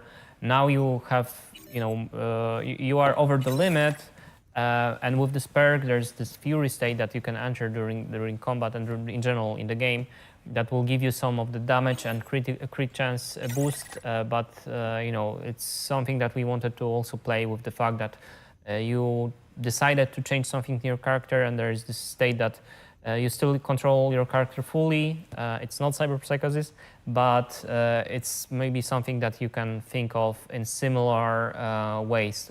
You can act like a cyber psycho. Exactly, role play. Yeah, I mean, if you saw Edge Runners, this is basically the David Martinez perk. Yes, Yeah. even the icon. Yes.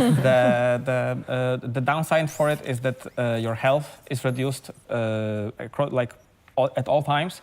But this only adds to this weight that there's a reason why there's a limit, because there's just so much your body can handle, and you cannot go over this limit. And this adds like more gravity and weight to every single choice that you make, because there's just so much to choose from, and it's up to you what do you think you need the most, or what do you enjoy the most, to pick those to complement your build. All right. So there are, I know, some items and some perks that also affect both our capacity for cyberware, but also some cyberware slots. Yes. So we have like new items that we've added. It's actually one of my favorite items right now, because whenever it drops, I'm like, I have like this huge grin on my face, because it can basically speed up my the time where I can get my new cyberware for like by one level or something like this. So there are items that drop that we call them cyberware capacity shards, I think, and they optimize your system so that essentially you can just basically get more cyberware. Increase your cyberware capacity, That's so meta. which seems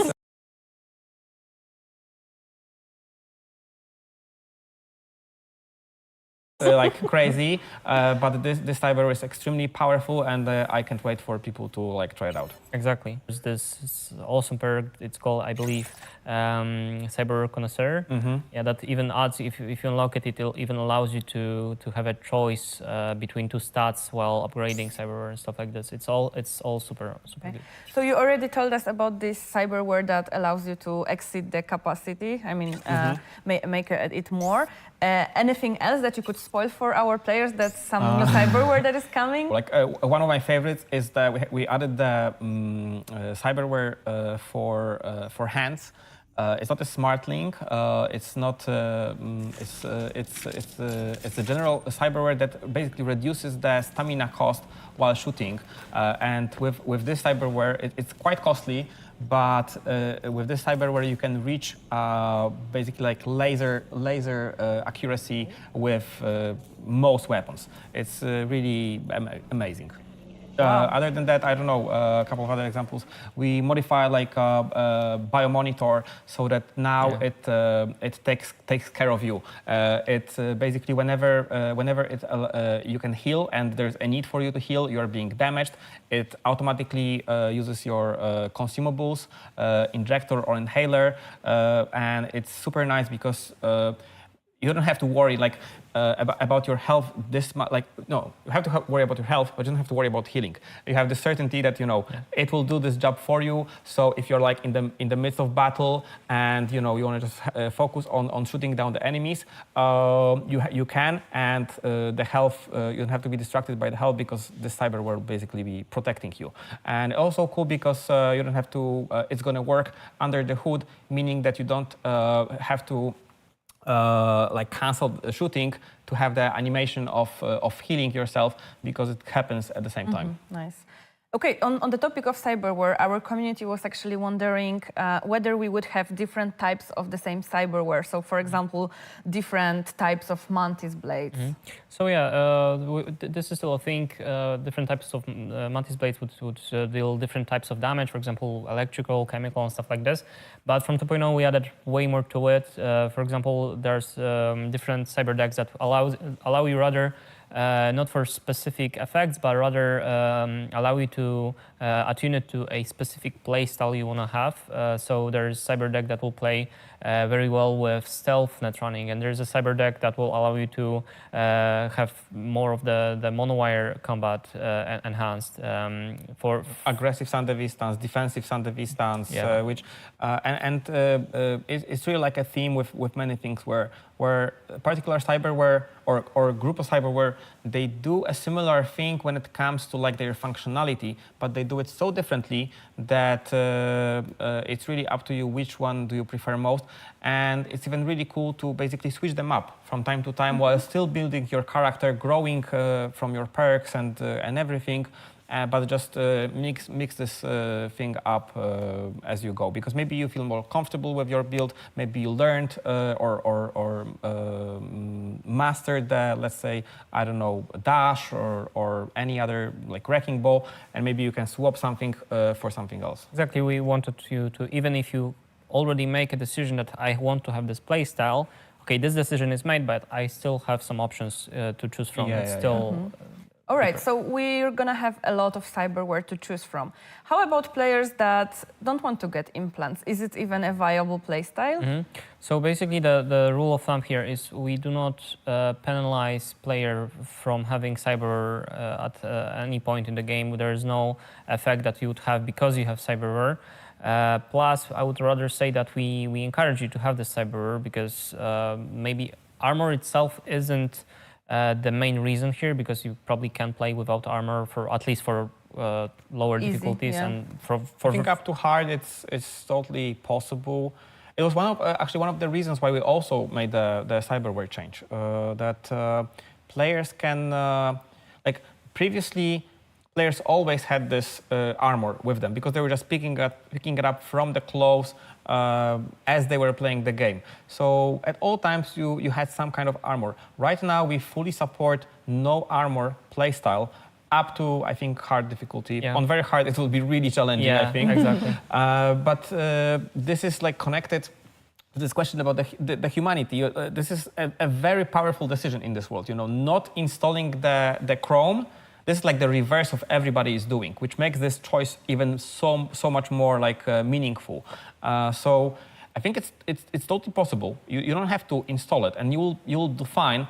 But you need to know that the game will be significantly much more difficult. I also think that if someone wants to roleplay as the purest Yeah, exactly. human, it's already a little bit impossible because you have some of the cyberware by default in Cyberpunk anyway.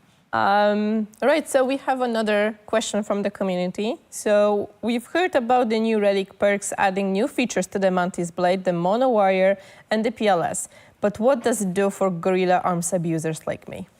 Guerrilla arms abusers. I love this phrasing. My kind of person. Yeah. So yeah, there's a lot for guerrilla arms abusers. In Relic Perks tree, there's this really awesome perk that allows you to charge up your guerrilla arms while fighting with them. And once charged up, you are able to perform this really powerful one-punch attack that basically deals massive damage to the enemy you are punching, plus Shockwave. has this shockwave that staggers nearby enemies and maybe knock them out with progression of this perk later on.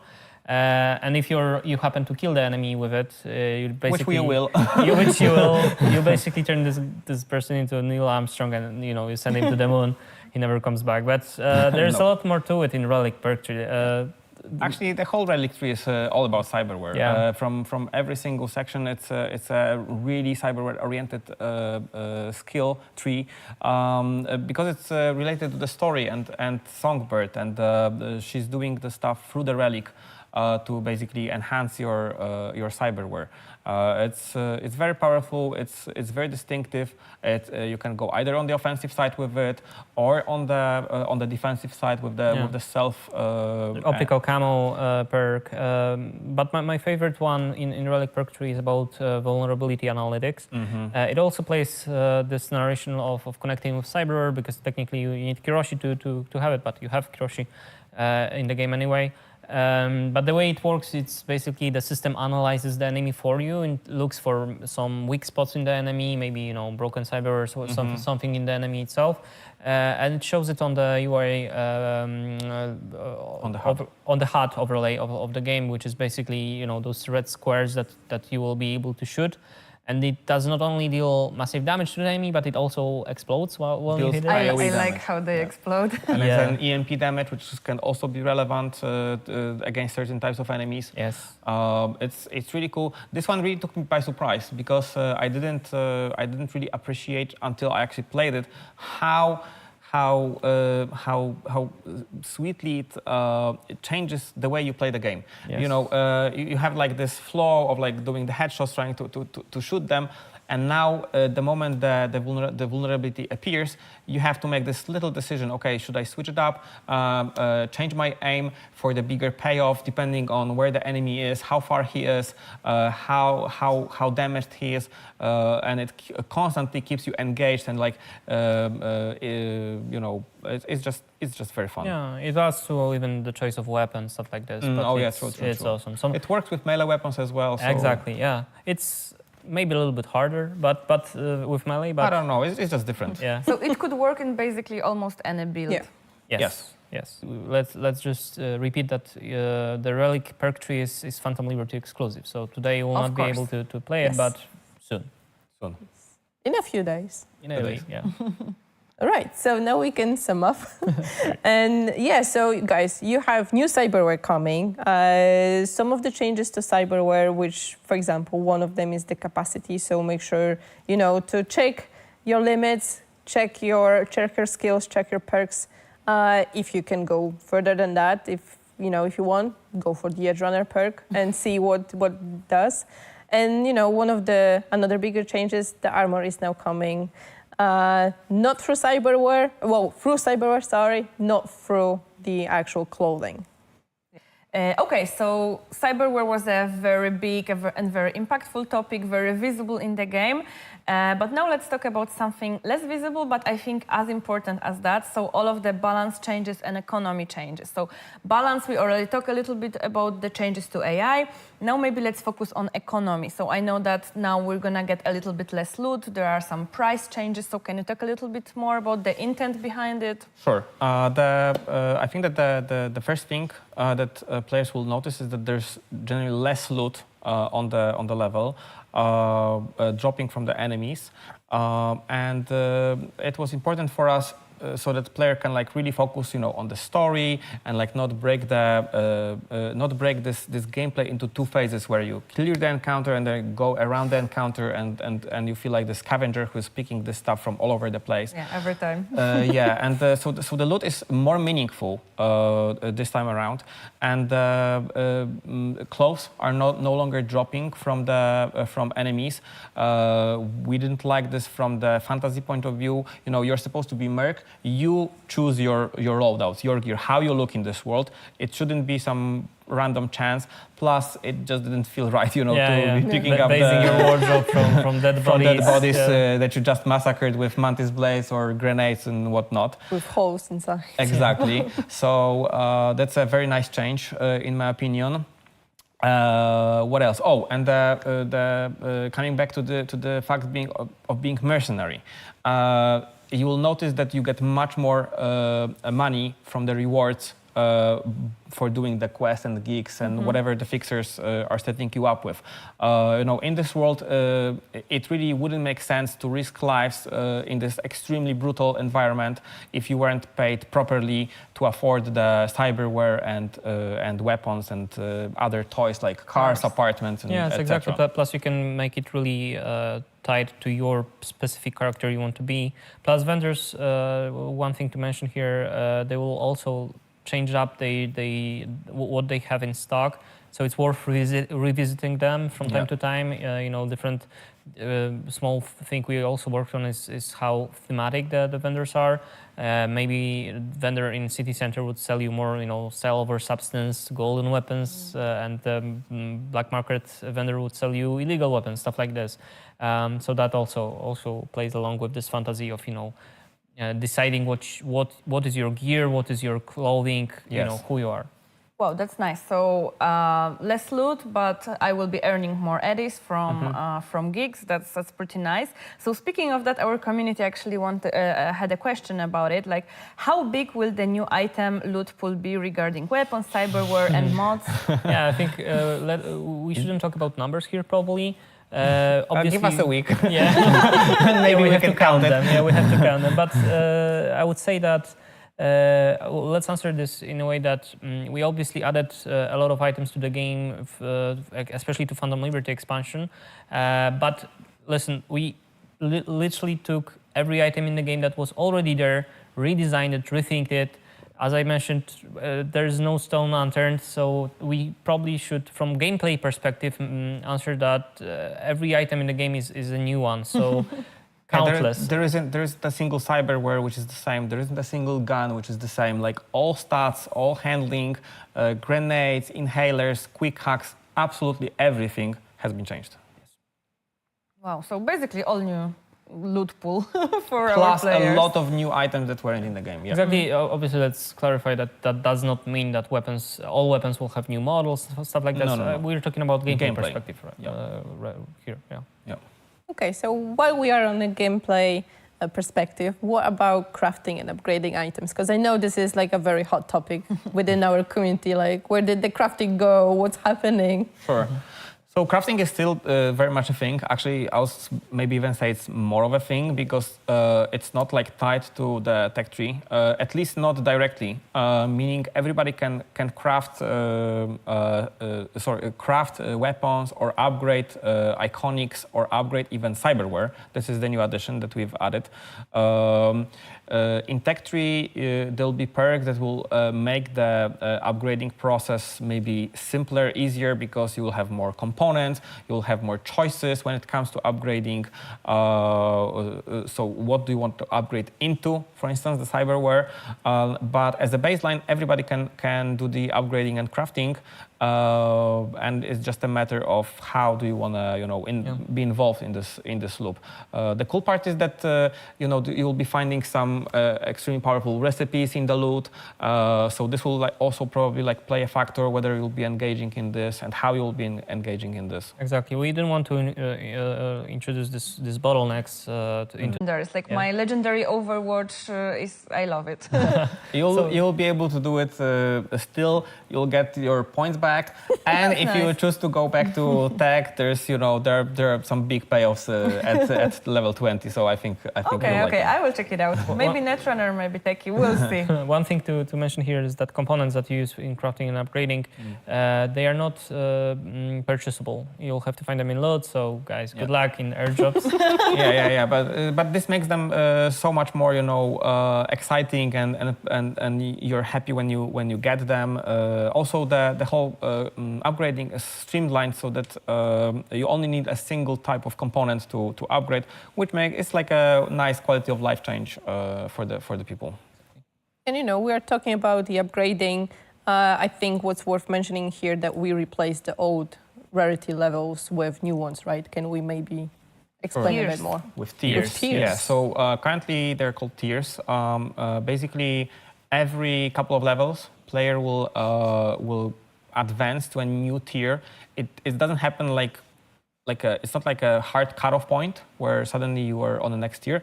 It's just the items from the next tier will become available, both from the loot, from enemies and chests, containers, etc., and also at vendors. With each new tier, new types of items are introduced. New weapons, new cyberware, quick hacks, and other things. So this is a big change, definitely. We changed it primarily to allow players to like play with their weapons for as long as they want. Previously, weapons were scaling with each level. Their damage was scaling with each level. And players were, when they saw a new gun that had this green arrow, up arrow on it, they were often, just switching it up. And we didn't like how it was controlling the way you play instead of giving you the freedom to role-play your character. So if you really care about using pistols, like me, I really didn't like this moment when suddenly having a shotgun dropped makes me change it because it's just more powerful. I didn't. This fear of missing out was just too powerful. Exactly, and this is also a theme in a lot of changes that we are talking about today. We looked at our systems and we found all the places that kind of, instead of introducing choice, we are deciding and respecting this choice and having an actual decision-making left for the player. We felt like we are making this decision for them. So here, obviously, this is something that we really wanted to put emphasis on.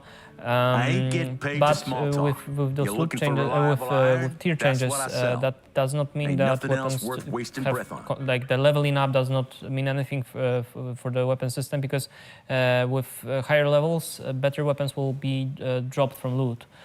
So this is also something that will play along. Plus, with loot, vendors will change their stock, for example. So it's worth revisiting different vendors in the Night City. We also from time to time you'll see like the next tier loot in there, and if it like matches your playstyle, it's definitely something worth consider to get. Yeah, you're ahead of a curve sometimes. Yeah, I think that the biggest change is that player has this time, where he can really appreciate the weapon he's having, like have fun with it. Check it out and not worry that, there is this next gun that will take this away from me. And it really completely changed the dynamic of how you're building your character and how much you can role-play it. So this was, I think, the biggest one. And with upgrading, the gun can grow together with the player. Yes, however, we are no longer upgrading guns themselves. You can upgrade iconics, but not the guns. Okay. Iconic weapons. Iconic weapons, yeah, of course. Cyberware as well. Yes. Okay, so I know we have some changes when it comes to the stamina. So what can you tell us about that? So first and foremost, with stamina, the biggest the thing we wanted to achieve here is give player ability to move around the Night City freely without being annoyed that the stamina is running out when you are sprinting, for example, from quest to quest. So those movement verbs no longer use stamina that is sprinting, jumping. Obviously, some of the movement verbs that are more combat related, like the crouch sprint we mentioned, or dashes, stuff like this, also will use stamina. But the general idea behind it is that the mobility of player is not being controlled by stamina resource. But stamina resource from now on will depend on the recall of the weapon. So shooting the gun will drain the stamina resource. But a very important message we would like to put here is that it does not mean that we are introducing this recall mechanic to the game. It does not mean that the weapon handling will be worse. It's the opposite. This recall mechanic was already in the game. It was behind the curtain. We were controlling it fully, but again, as with a lot of changes that we did, you could feel it somehow, through how the weapon behaves, how the reticle is shaping up, etc. But it was very obscured. Exactly, it differed from weapon to weapon. But as with many changes that we are discussing today, we wanted to take away this decision from us and give it to the player. So stamina resource is a perfect way to do it. We decided that from now on, this behind the scenes system will be controllable by player, and by adding it to the stamina, by combining it with stamina resource, we were able to put a lot of decisions for the player. You are now able to modify how your stamina is behaving with perks, with the different abilities, cyberware, modifications on weapons, a lot of stuff. And Even like just watching your stamina as you should, and like comparing the behavior of the weapon, the aim that you can get, you know, on high level of stamina versus no stamina, it's very different. And then different weapons use stamina also differently, which allowed us for the weapons to be much more. How to say, like farther apart, more unique, and have their own characteristic. They had the characteristic. Don't get me wrong. Previously, we're just doubling down on this. exactly, and maybe there's a lot to maybe affect this Yes. handling from the player perspective rather And than it's clear. accepting it. Yeah. It is clear. You can like see it, and you can expect what happens, because by the way stamina works as you should, you see the difference. Like it's really noticeable, especially for certain weapons, which is also cool, because if this is not something for you, which where we enjoy those very accurate weapons like sniper rifles or pistols, there are definitely weapons which are like softer on the stamina, and you know, it's like their theme. Yeah, plus it plays along really well with what Philip was describing before, which is the tiers system. Oh, yeah. Because because of the tier system got reworked, you are able to stick with one weapon for a bit longer now. That means one of the things you will notice a lot is that you will be able to actually play around with this recall and stamina system, and maybe find a weapon that actually suits your how fun it is to shoot, how fun it is to play with it, rather than, you know, what's the damage on Yeah, on and the also like the distance, you know, that depending on what distance you're playing, you know, it also is a big factor how you look at those things. And one important thing to add, probably we should have told about it earlier, is that weapon tooltips, where you will no longer see this DPS, big DPS number that was pretty much defining the weapon as it is. Arrow up or down. Yes, Exactly. but instead you'll see a set of like bars about like the damage of the weapon, like single damage of the weapon, rate of fire, handling, and some other stats. distance. And you should be basically looking at it, and this will give you some glimpse of what to expect from the weapon, whether it fits. But then you should just try it out and see if it's your thing or not. Yeah, that's a lot of changes. I mean, that's why I've been going into crafting, because I could keep my weapons Yes, for exactly, longer. exactly. So I'm happy that it's now available for all players. Yes, this is basically what we wanted to achieve on the global level, without the need to like maintain your weapon with a crafting. Yeah, It's yeah. still a thing, definitely. So for those of you who have your beloved iconic, you'll be definitely be able to like maintain it and master it. Okay.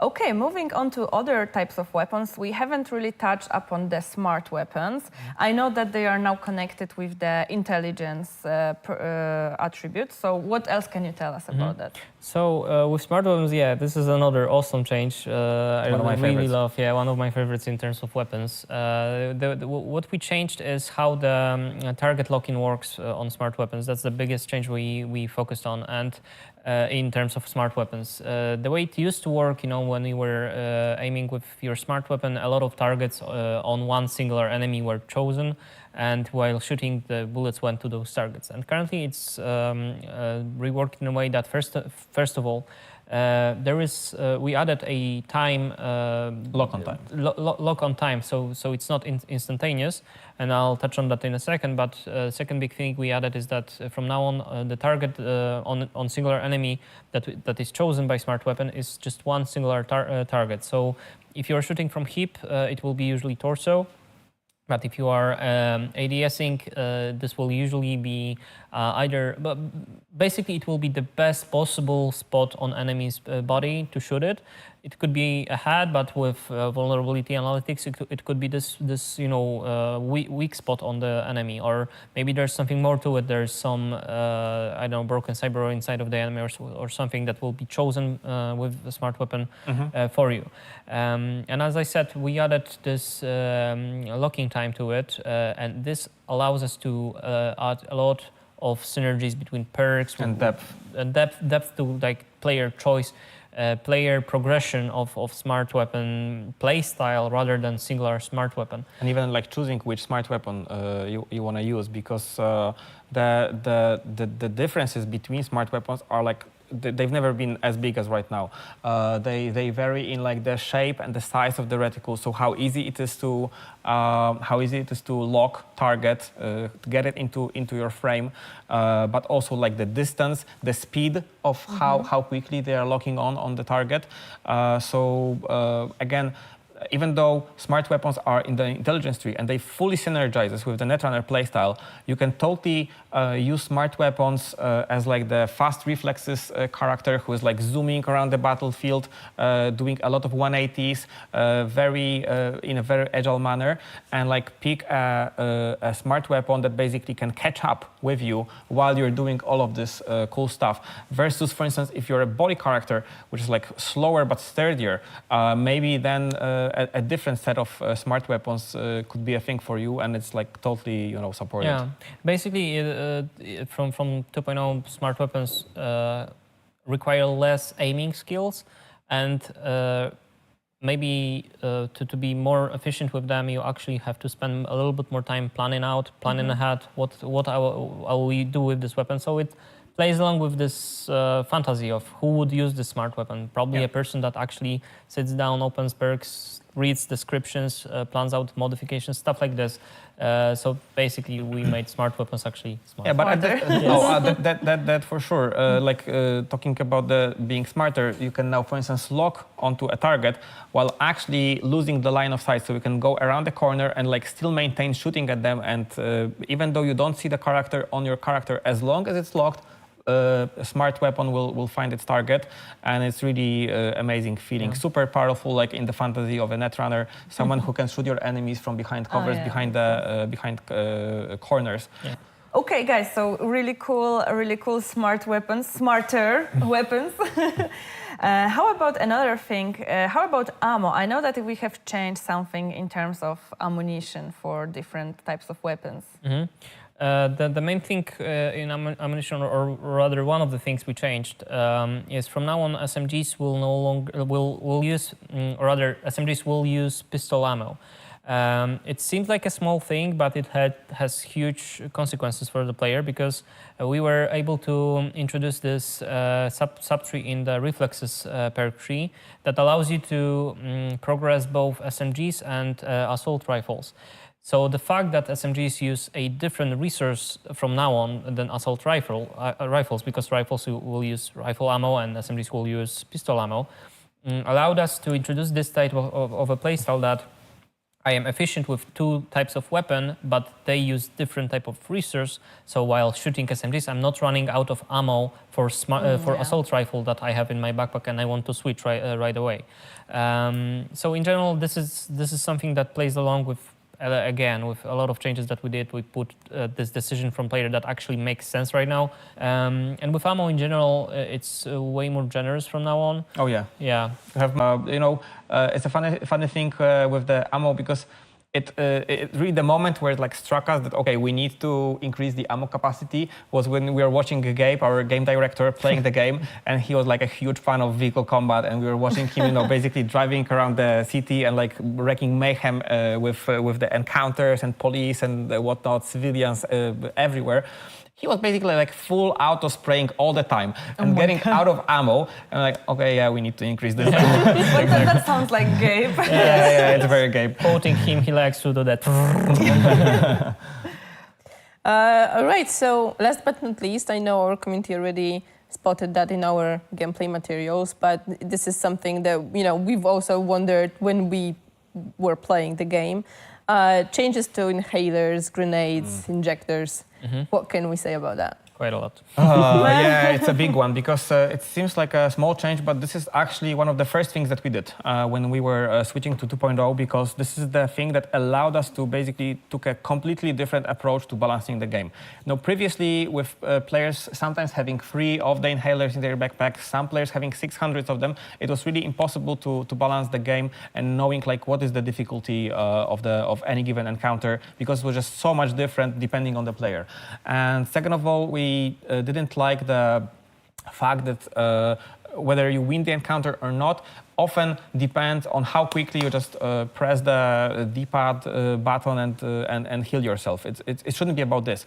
Instead, it's much more about like tactics and thinking, you know, when to use it, but also be aware of the limit that you have. And since it's a charge-based system right now, at all times you know how much of the inhalers you have. You don't have to remember it, for instance. And on top of it, they've become much more powerful. So you won't be needing to like a couple of whiffs, you know, to top up. And allowed us to invest into it from the cyberware and perks alike. For people who like enjoyed this and like want to have this backup, there's definitely a lot of stuff that you can play with, which even increases like the decision making on like when do I want to use it, because maybe it increases the recharge rate or how much I heal. Exactly. Plus, maybe I'll repeat myself, but it is really important for us that, you know, the fact that you were able to actually have 600 inhalers in your backpack took away the decision of do I want to heal or not, because the answer was always yes. If I have an infinite amount of them from technical point of view at that point, why not heal? I can heal ahead. I can just, you know, learn to heal every 2 seconds, and this is my playstyle now. This is something that we really want to be a conscious decision that, hey, I need to take those two guys out, then focus on elite. Probably I'll have to hide out and heal myself. Maybe then do the reload. Yes, so like then I will have to wait for first the recharge of my healing item, so I'll be able to hack whatever stuff like this that actually have like conscious decisions during the combat were super important for us throughout all changes. Yeah, and with this one, it's really hard to overestimate like the profoundness of this change, because it really allowed us to look differently at the balance of the game. And I really like it did so much good for the game in general, like where you wouldn't expect it, like for the boss fights, for those encounters. It was we were like the process of like balancing this took us like 9 or 10 months. We really were very invested in this change, and we stand by it. Plus, we wanted to actually, something we mentioned before with AI, but we wanted to, for different difficulty levels to be actually different. And this, you know, infinite healing ability was just removing many options from us. But from now on, you know, the healing in general is fully synergized with perks. You can fine tune it to however you want to play. Plus grenades, obviously, it's not only about healing, it's also grenades, because it changes up how many grenades you can throw, how fast they will recharge. And every throw counts. Every throw counts. Obviously, we probably should mention, as with a lot of things, we also reward grenades in general, stuff that, you know, maybe we touched on explosion ranges, on damage themselves of grenades themselves, but even we introduced a lot more synergies to different playstyles of using grenades with something else. Like, for example, my favorite thing to do is you know, throwing a recon grenade into a group of enemies, switching to my smart rifle, and the locking time, because it's instant. Not instant, but it's almost way instant. Faster. Yeah, it's like almost instant. It's super cool combo, and we have like a lot of things like this thanks to the charges we can. Every single of those items can be more powerful, but at the same time, you know, some people really enjoyed like the fact that they could like heal all the time, and still with the proper perks, with the proper cyberware, you can get this feeling where, you know, this is always available to you. It's just a choice right now rather than a baseline. Yes. All right. Cool. So now let's go quickly over some changes to the UI that I know that a lot of our community will be excited for. First of all, the minimap. We already, a couple of patches ago, we already made it zoom out when you go into the car or into the motorbike, but now we're adding even more changes, right? Yes. So with minimap, the main thing we focused on is making it way more clear, decluttering it, making it consistent throughout the whole any situation, you know, be it combat or outside of combat.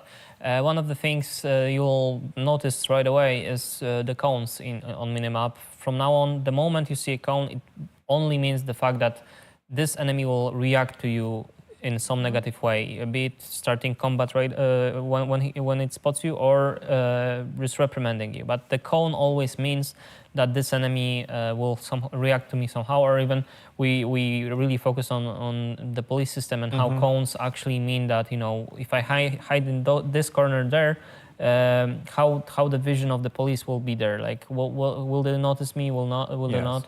It's very clear right now.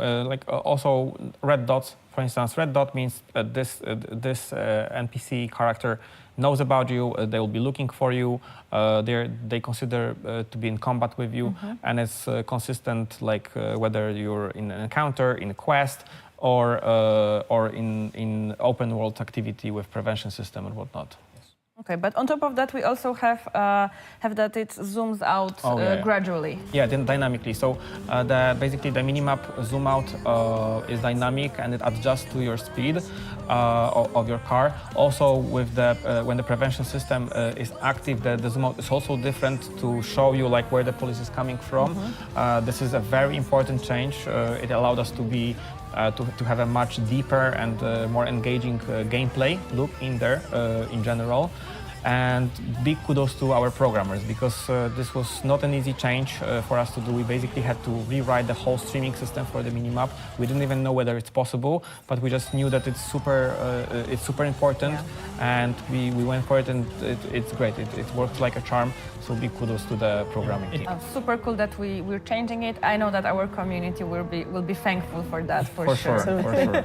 And another thing that they're gonna appreciate for sure, because I know I appreciate that, is the change to phone UI. From now on, we wanted basically player to be more in these shoes rather than opening the big overlay on the screen every time they want to access their weapon. So from now on, you have an option to see the phone in the HUD in the game instead of opening the whole overlay on the whole screen too. Yeah, and I think there are like different tabs that unread is being shown at the very top. So it has a better feeling of an actual phone now, in my opinion. It's much more intuitive, and the flow is just definitely much better. And it's nicer to look at as well. Yeah, for sure. So that's also something that I know a lot of people were waiting for the new phone UI. Yeah, you use it quite a lot in our game. Yes.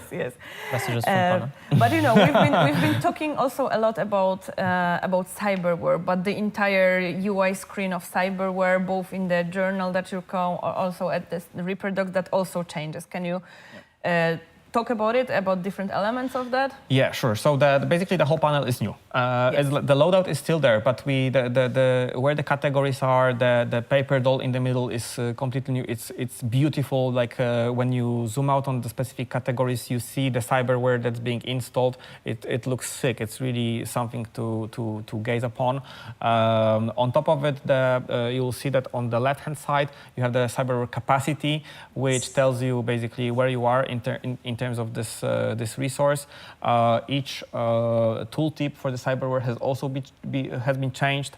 You'll be able to see dynamically when you install or when I swap out certain cyberware how much more capacity or less capacity it's gonna cost, because it's important, because sometimes you'll find yourself where you wanna uninstall like 3 or 4 cyberwares just to get this one particular one. And same goes for armor. So whenever you're installing cyberware with armor on it, you'll see where you will end up being, and you will also have information like what's the general defensiveness going to be. Plus, we worked a lot on how the perk tree looks like in terms of UI, because it may sound like a small thing, but for us it's a huge topic of how logical the sub-branches of the tree are. What are from now on you actually, when you spec into something, it will be reflected in the tree.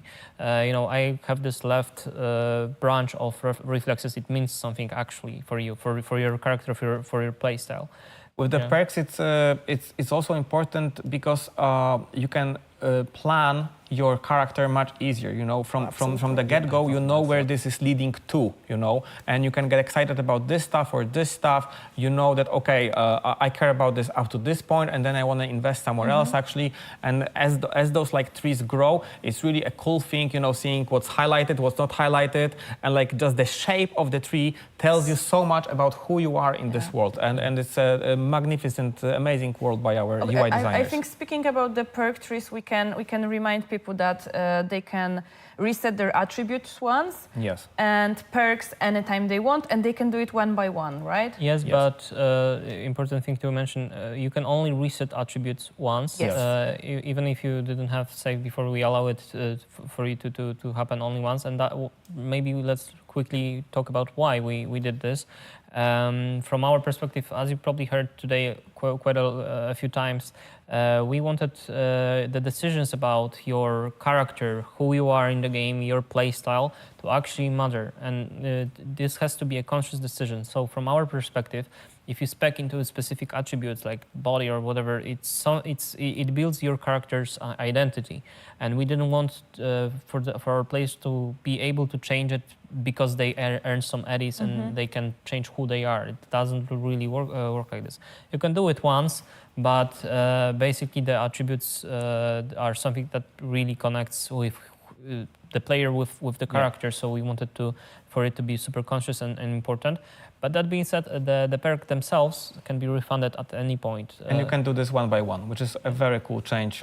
Yes. We actually had this, you know, for debug purposes for ourselves, and we just liked it so much that we decided to give it to players, because why not? And you don't need to do the whole revamp to basically end up with the same build, except a couple of ones.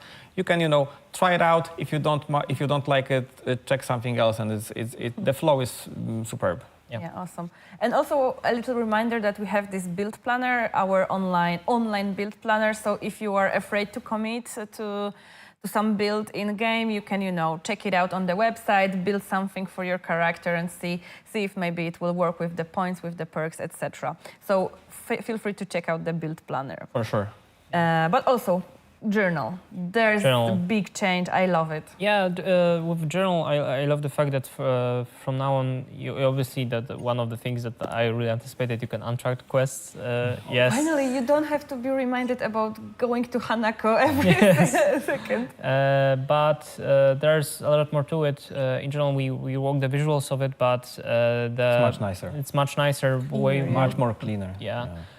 But there are some fun stuff to discover there. For example, when you look into a quest description, there are some contextual actions you can take. For example, read the text message that is Connected connected to the this. phone. Yeah. Yeah, some shards maybe that are there.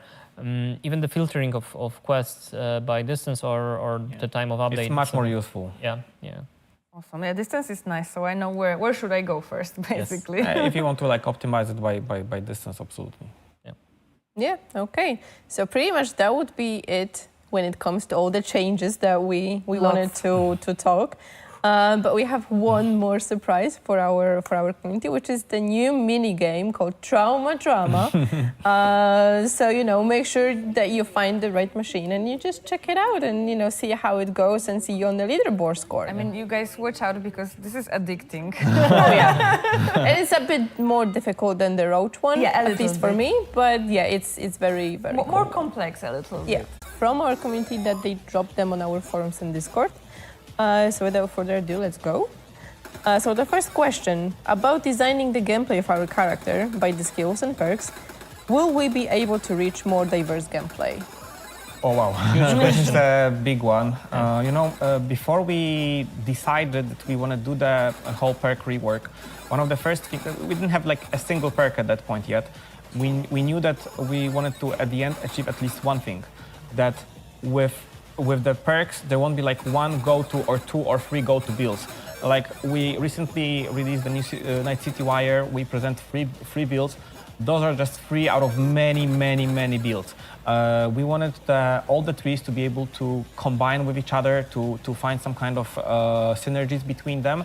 And I remember it was one of the most rewarding maybe times when around like 2 or 3 months ago we were, you know, before like locking things down, checking whether you know it's still there, you know.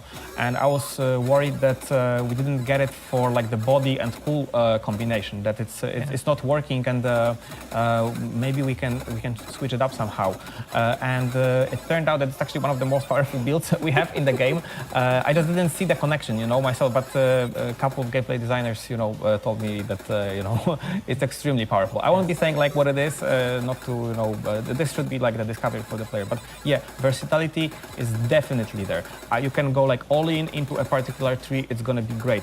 You can do like a combination of 2 or 3, it's gonna be great. Or you can even be like a jack of all trades and go into every single tier, every single tree, maybe not as deep, but you'll have answer to like all the situations, and you'll be an extremely versatile character. I think that even the one of the coolest perks we have is not the big milestone, but there's this one secondary perk that allows you to get a +4 capacity points for each attribute above level 9. Yeah. And this is such a build enabler. So there are a lot of things where player can find themselves in those. Plus with verbs that player can use alone, you know, you can throw bodies, deflect bullets. Oh, yeah. Hack cars, you know, like there's stamina. Dashes are Dashes, yeah, there's and so air much dashes, to it. air dashes. Yes. Yes. It's that's also the thing that the builds are much more distinctive. Like they're much farther apart from each other, and you'll have a completely different playstyle depending on what you pick and how much you invest into it. Okay, so the next question is connected to perks actually. Do we have to start a new game for the new perks, or will they be available to existing level 50 maxed out players?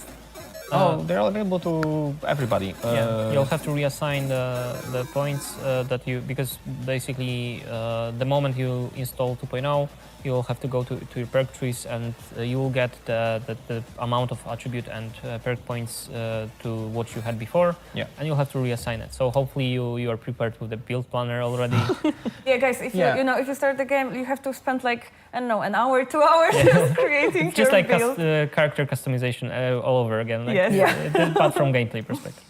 But with this question, you know, I'd really like to also encourage people trying out the game from the get-go, because the leveling curve is totally different, and not only the speed at which you gain levels is different, but even much more importantly, how quickly you get access to those build-defining abilities, verbs, is also much shorter. So it's not like you will have to wait long for getting the cool stuff. Absolutely not. And you'll constantly have something cool to look at, to strive. Like it's going to be either the cyberware that you care about, or the perks, or the combination of the two. And it's just all the encounters, even in the boss fights, they'll also play differently. So I really encourage you to play the game fresh. It's going to be a different game for you because you'll be someone different, maybe more defined in the story as you're playing this. But obviously, I know that we have those players who love their characters. They spend so many hours into those. Absolutely, we support just loading the save and having fun already at like the maximum level. Okay. Will the relic perk skills cause any negative side effects to the player? Simple answer is no. There are no perks in the relic tree that would have any negative effect. In general, with our perks and verbs, we tried not to introduce any penalty. We decided not to introduce any penalties for the player. There are small exceptions to this rule. For example, the edge runner perk that will make you introduce this decision. It can reduce your health if you decide to go into it, or the overclock mechanic that will use your health once you run out of RAM. But as you probably see, all of those situations are conscious decision by player. There are no situations in which something will happen to you passively. They are always led by the decision of you. And again, Relic Perk Tree, Phantom Liberty exclusive, so not yet there, but yes. Okay. Okay, but connected to Relic Perk Tree, we actually have a question whether the perks from Relic Tree will be usable outside Dogtown. Yes, so Those are yours. those are yours. You have to be able to access Dogtown to use Relic Tree, Perk Tree because of Phantom Liberty, but once you have it, you can use it anywhere.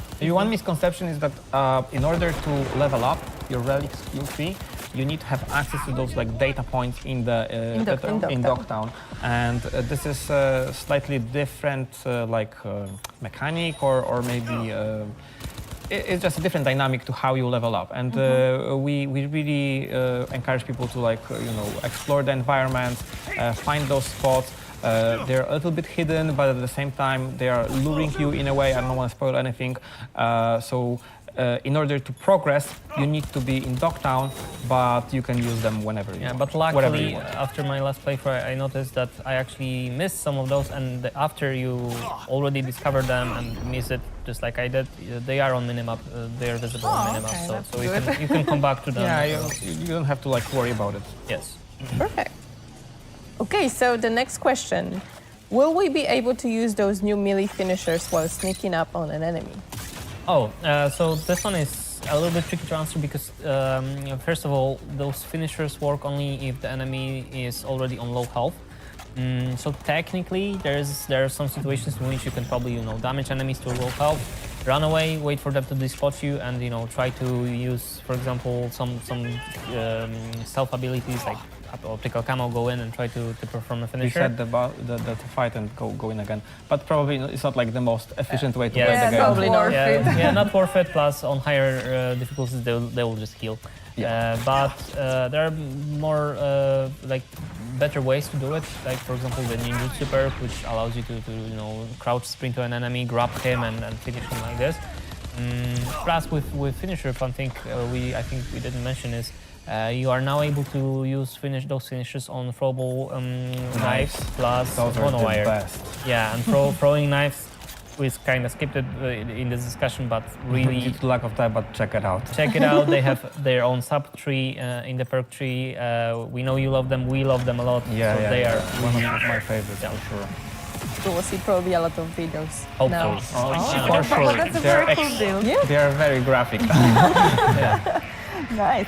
Okay, so now we're moving on to vehicle combat. Does the choice of vehicle matters? Like, is it okay if I go into vehicle combat with my Mai, or should I pick something bigger?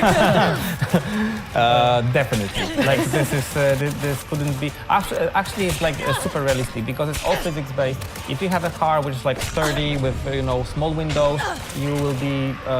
It's going to be very difficult for the enemies to shoot you. If you're driving in a small car, like the opposite. If the door pops off, suddenly you become more vulnerable. But not in general, but only if the enemies are from that side. So this is very natural. I love this actually. Even though I have to at first I was against it, but then I played it and it's the best. Exactly. So you have those little decisions. How do I position myself against enemies using this? And there's just so much to it.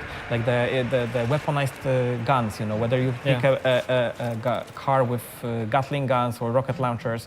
It's a completely different story. Plus, cars in general have different health pools. So bigger, tougher vehicles have more health than sports car, let's say. Bigger tires, smaller tires. Yeah, and even how they react to collisions, stuff like this. So there's a lot to it. By the way, car combat and those topics. Huge kudos to Vancouver team, Vancouver, North America plus Europe work together on those changes. So big kudos because those are really like this is a different game in terms of cars and how they handling of cars is completely different. Yeah. I think every single car was touched. One thing I'll quickly mention here is that it also matters what type of vehicle your enemies use in terms of AI, because they could have some exposed tires, for example. You shoot them and the tires explode, they start panicking, and it's whole new rampage fun. You can destroy the fuel ports, and they're like each car has their own fuel port, which is like in different place. So you need to learn where they are. But if you do, and you are able to actually shoot it, there's a big payoff.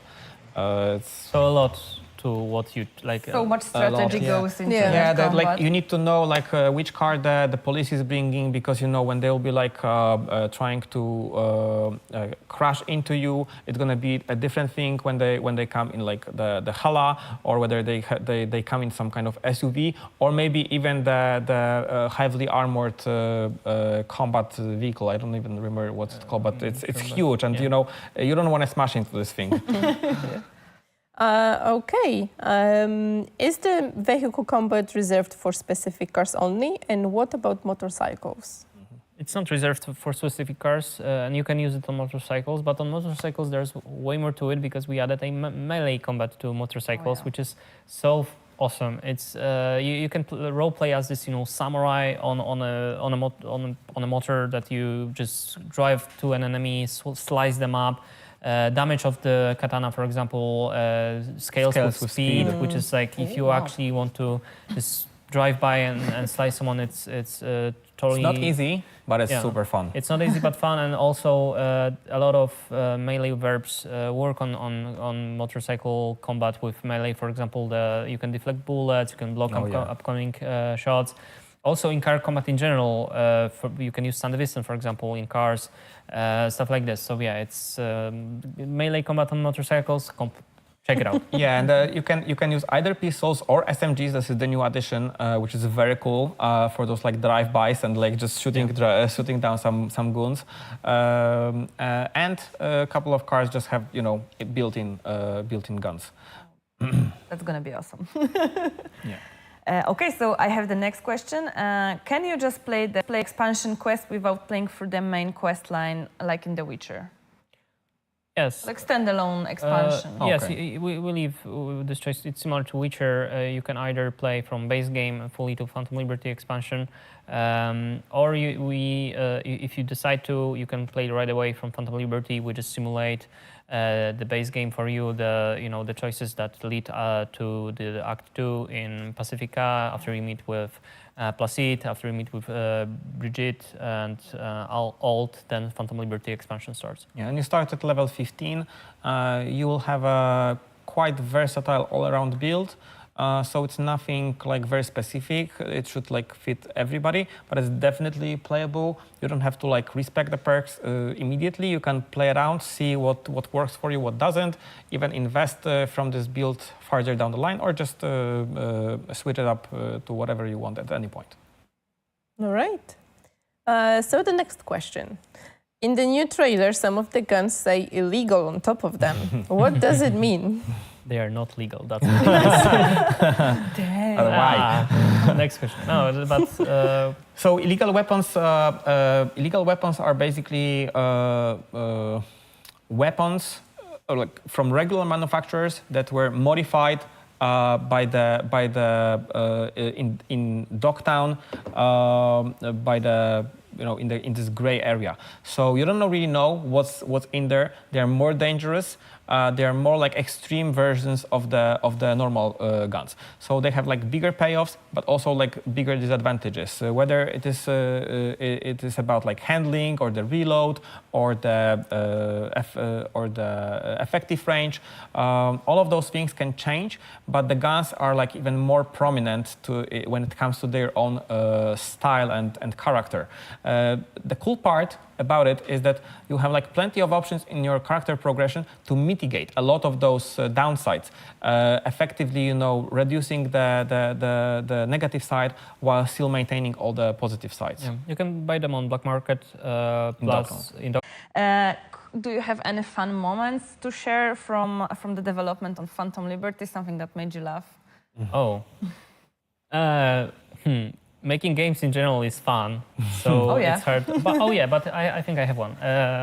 It happened some time ago already, and maybe I will not go into like the technical specifics of it. But there was a moment I'm sure you remember this, Philip, as well. There was a moment in which we basically had to make sure that appearances in our engine work properly.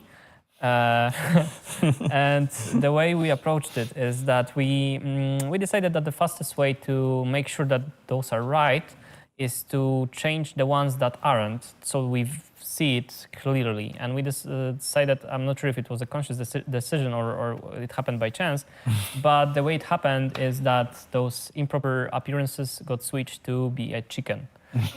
So for like a week, we were able to drive chickens. We were shooting from chickens sometimes. And there were a lot of chickens on the street. Yeah, yes.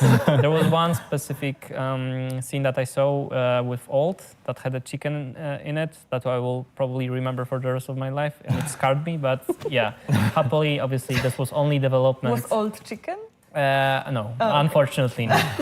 And I would prefer for Old to be a chicken in this particular scene, but unfortunately she wasn't. And obviously it was only for development, and it lasted for like a week.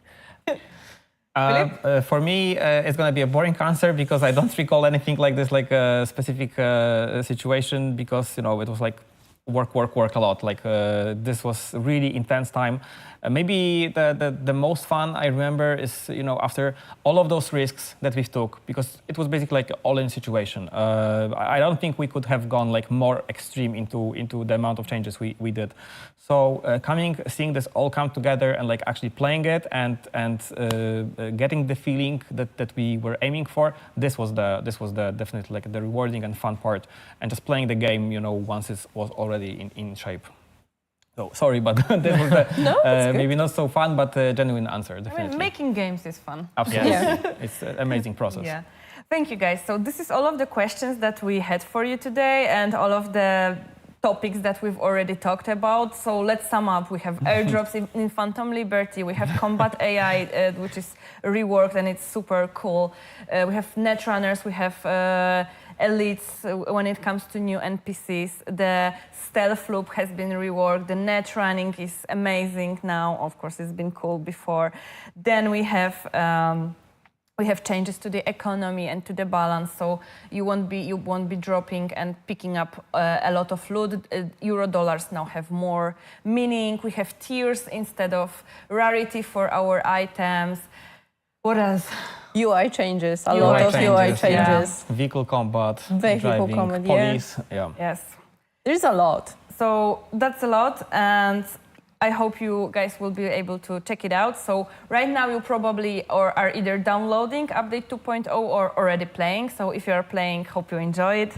If you haven't downloaded it yet and you're playing on PC, it would be good if you uninstalled your mods, because they can, not work well with the new update, and wait a few days or weeks until the modding community can upgrade them. And yeah, hope you enjoy it. In a few days, on September 26th, you will be able to play Phantom Liberty on PC, Xbox, Series S and X, and PlayStation 5. And if you are curious about the sizes of the update, Amelia, could you share those? Yes, of course. So for PlayStation 5, we're looking into 33 gigabytes. For Xbox, 38 roughly, and for PC, 24. Thank you so much. And yeah, so as you guys probably remember last time, we teased the surprise for the content creators, which was a Support a Streamer program, but now we actually have something for you. So be on lookout for Twitch drops that will be starting once Phantom Liberty is out. The website with all the details will be also revealed very soon, so just stay tuned for the details and jump on Twitch to actually get those items, because these are really cool. I almost swear there. Yeah. I already used the swearing ticket, I think. Yes, the one per stream. Yes. One per stream, yeah. Sorry. It's all right. It fits. It fits, yes. Do you guys have any last words to our community before we wrap up? I guess thank you. Some of our changes, maybe not, rather we know what type of things you really love, and we put a lot of emphasis of making those a little bit more awesome. But in general, we see your support, and it means a lot to us. Yeah, absolutely. Thanks. All right. Well, thank you guys for being here with us today, and I hope to see you guys next time. And yeah, let's go play 2.0. Oh, yeah. Play it. Thanks. Play the game. Play it, play it. Play. Thank you definitely. guys. Bye-bye. Thank you.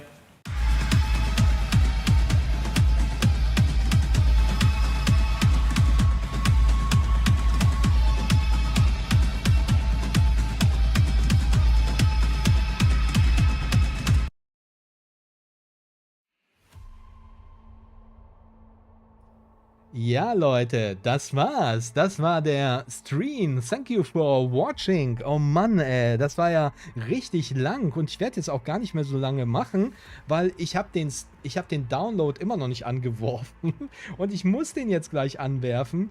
Ich werde das jetzt auch schon mal machen, weil sonst werde ich ja nicht fertig hier. Ich habe den nicht angeworfen, weil sonst hätte der Stream hier darunter leiden können.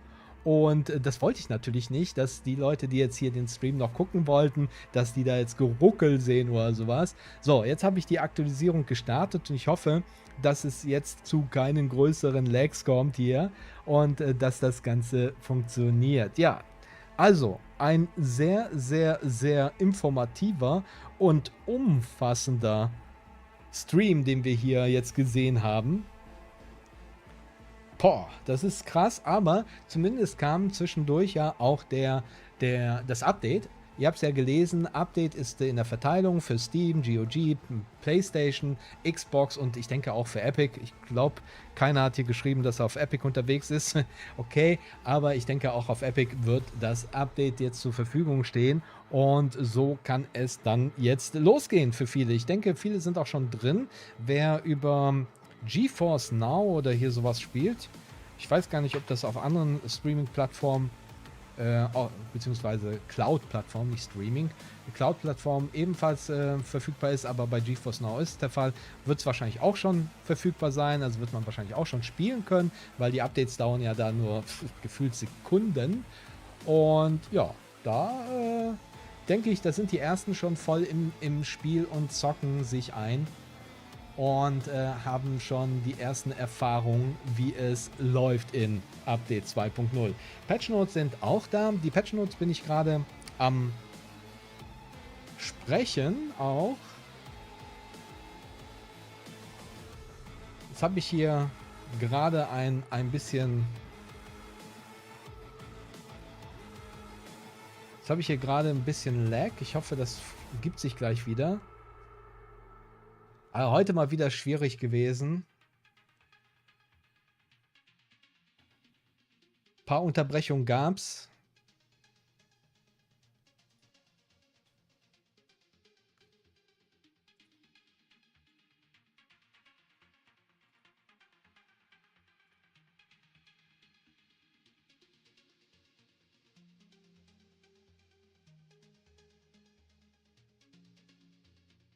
So, wollen wir mal gucken, ob ihr mich wieder hört hier.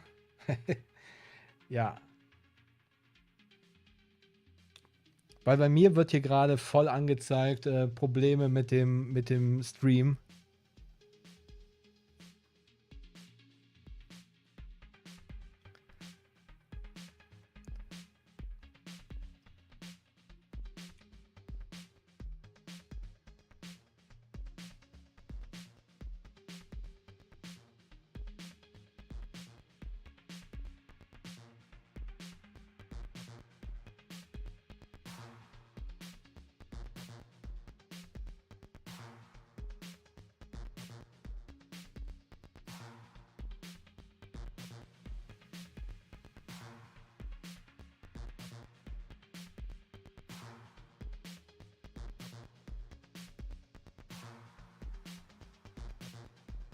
Also bei mir will da auch heftig viel runterladen, 58 Gigabyte.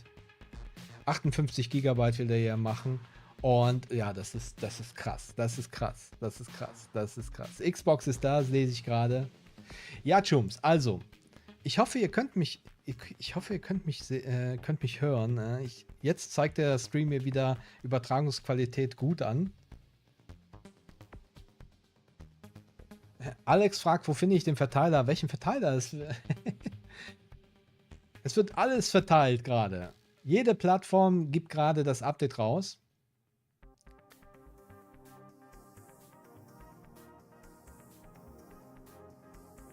Ich sehe hier auch die Meldung.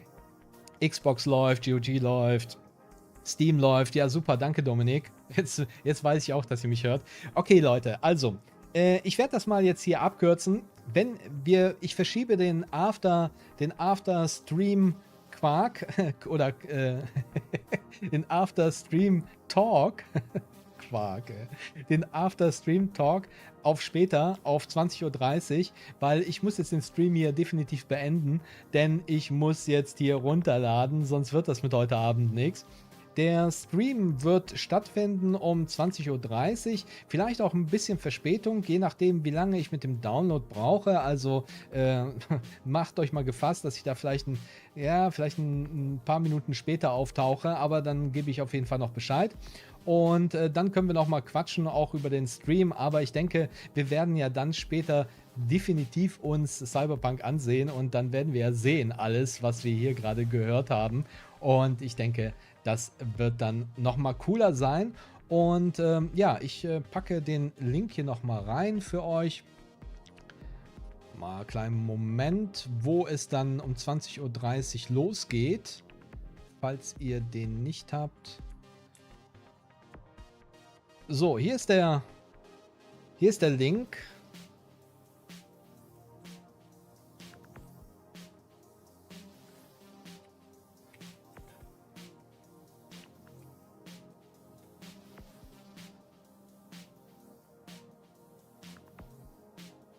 So, okay. Also, wie gesagt, 20:30 Uhr geht's los.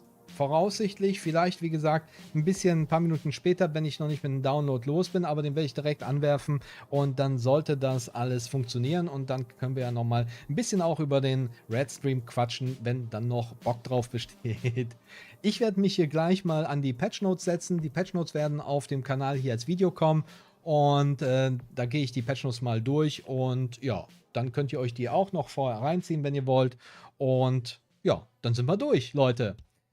Jums, ein schnelles Ende. Ich hätte gerne noch ein bisschen länger gequatscht, aber wie gesagt, ich muss definitiv jetzt runterladen und ich musste gerade den Download wieder pausieren, weil mir hier gerade eben der Stream zusammengeknickt ist wegen dem Download. Also es will parallel hier nicht, also muss ich jetzt hier leider den Stecker ziehen. Aber ich bedanke mich bei allen Jums, die dabei waren. Sind auch schon alle, also nicht alle, aber sind auch viele weg. Ich sehe gerade, von 1000 sind jetzt noch 300 drin. Aber wacker immerhin. Alle anderen sind schon im Spiel und sind schon Night City süchtig und das kann ich natürlich auch voll verstehen. Also Leute, ich wünsche euch was. Ich hoffe, es hat euch gefallen. Bis später vielleicht im Stream um 20:30 Uhr. Link habt ihr in dem Chat. Ich mache den auch nochmal hier oben fest,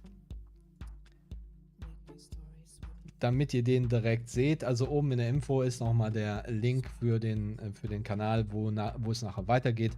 Und ich verabschiede mich mit einem großen Danke und bis später. Also macht's gut.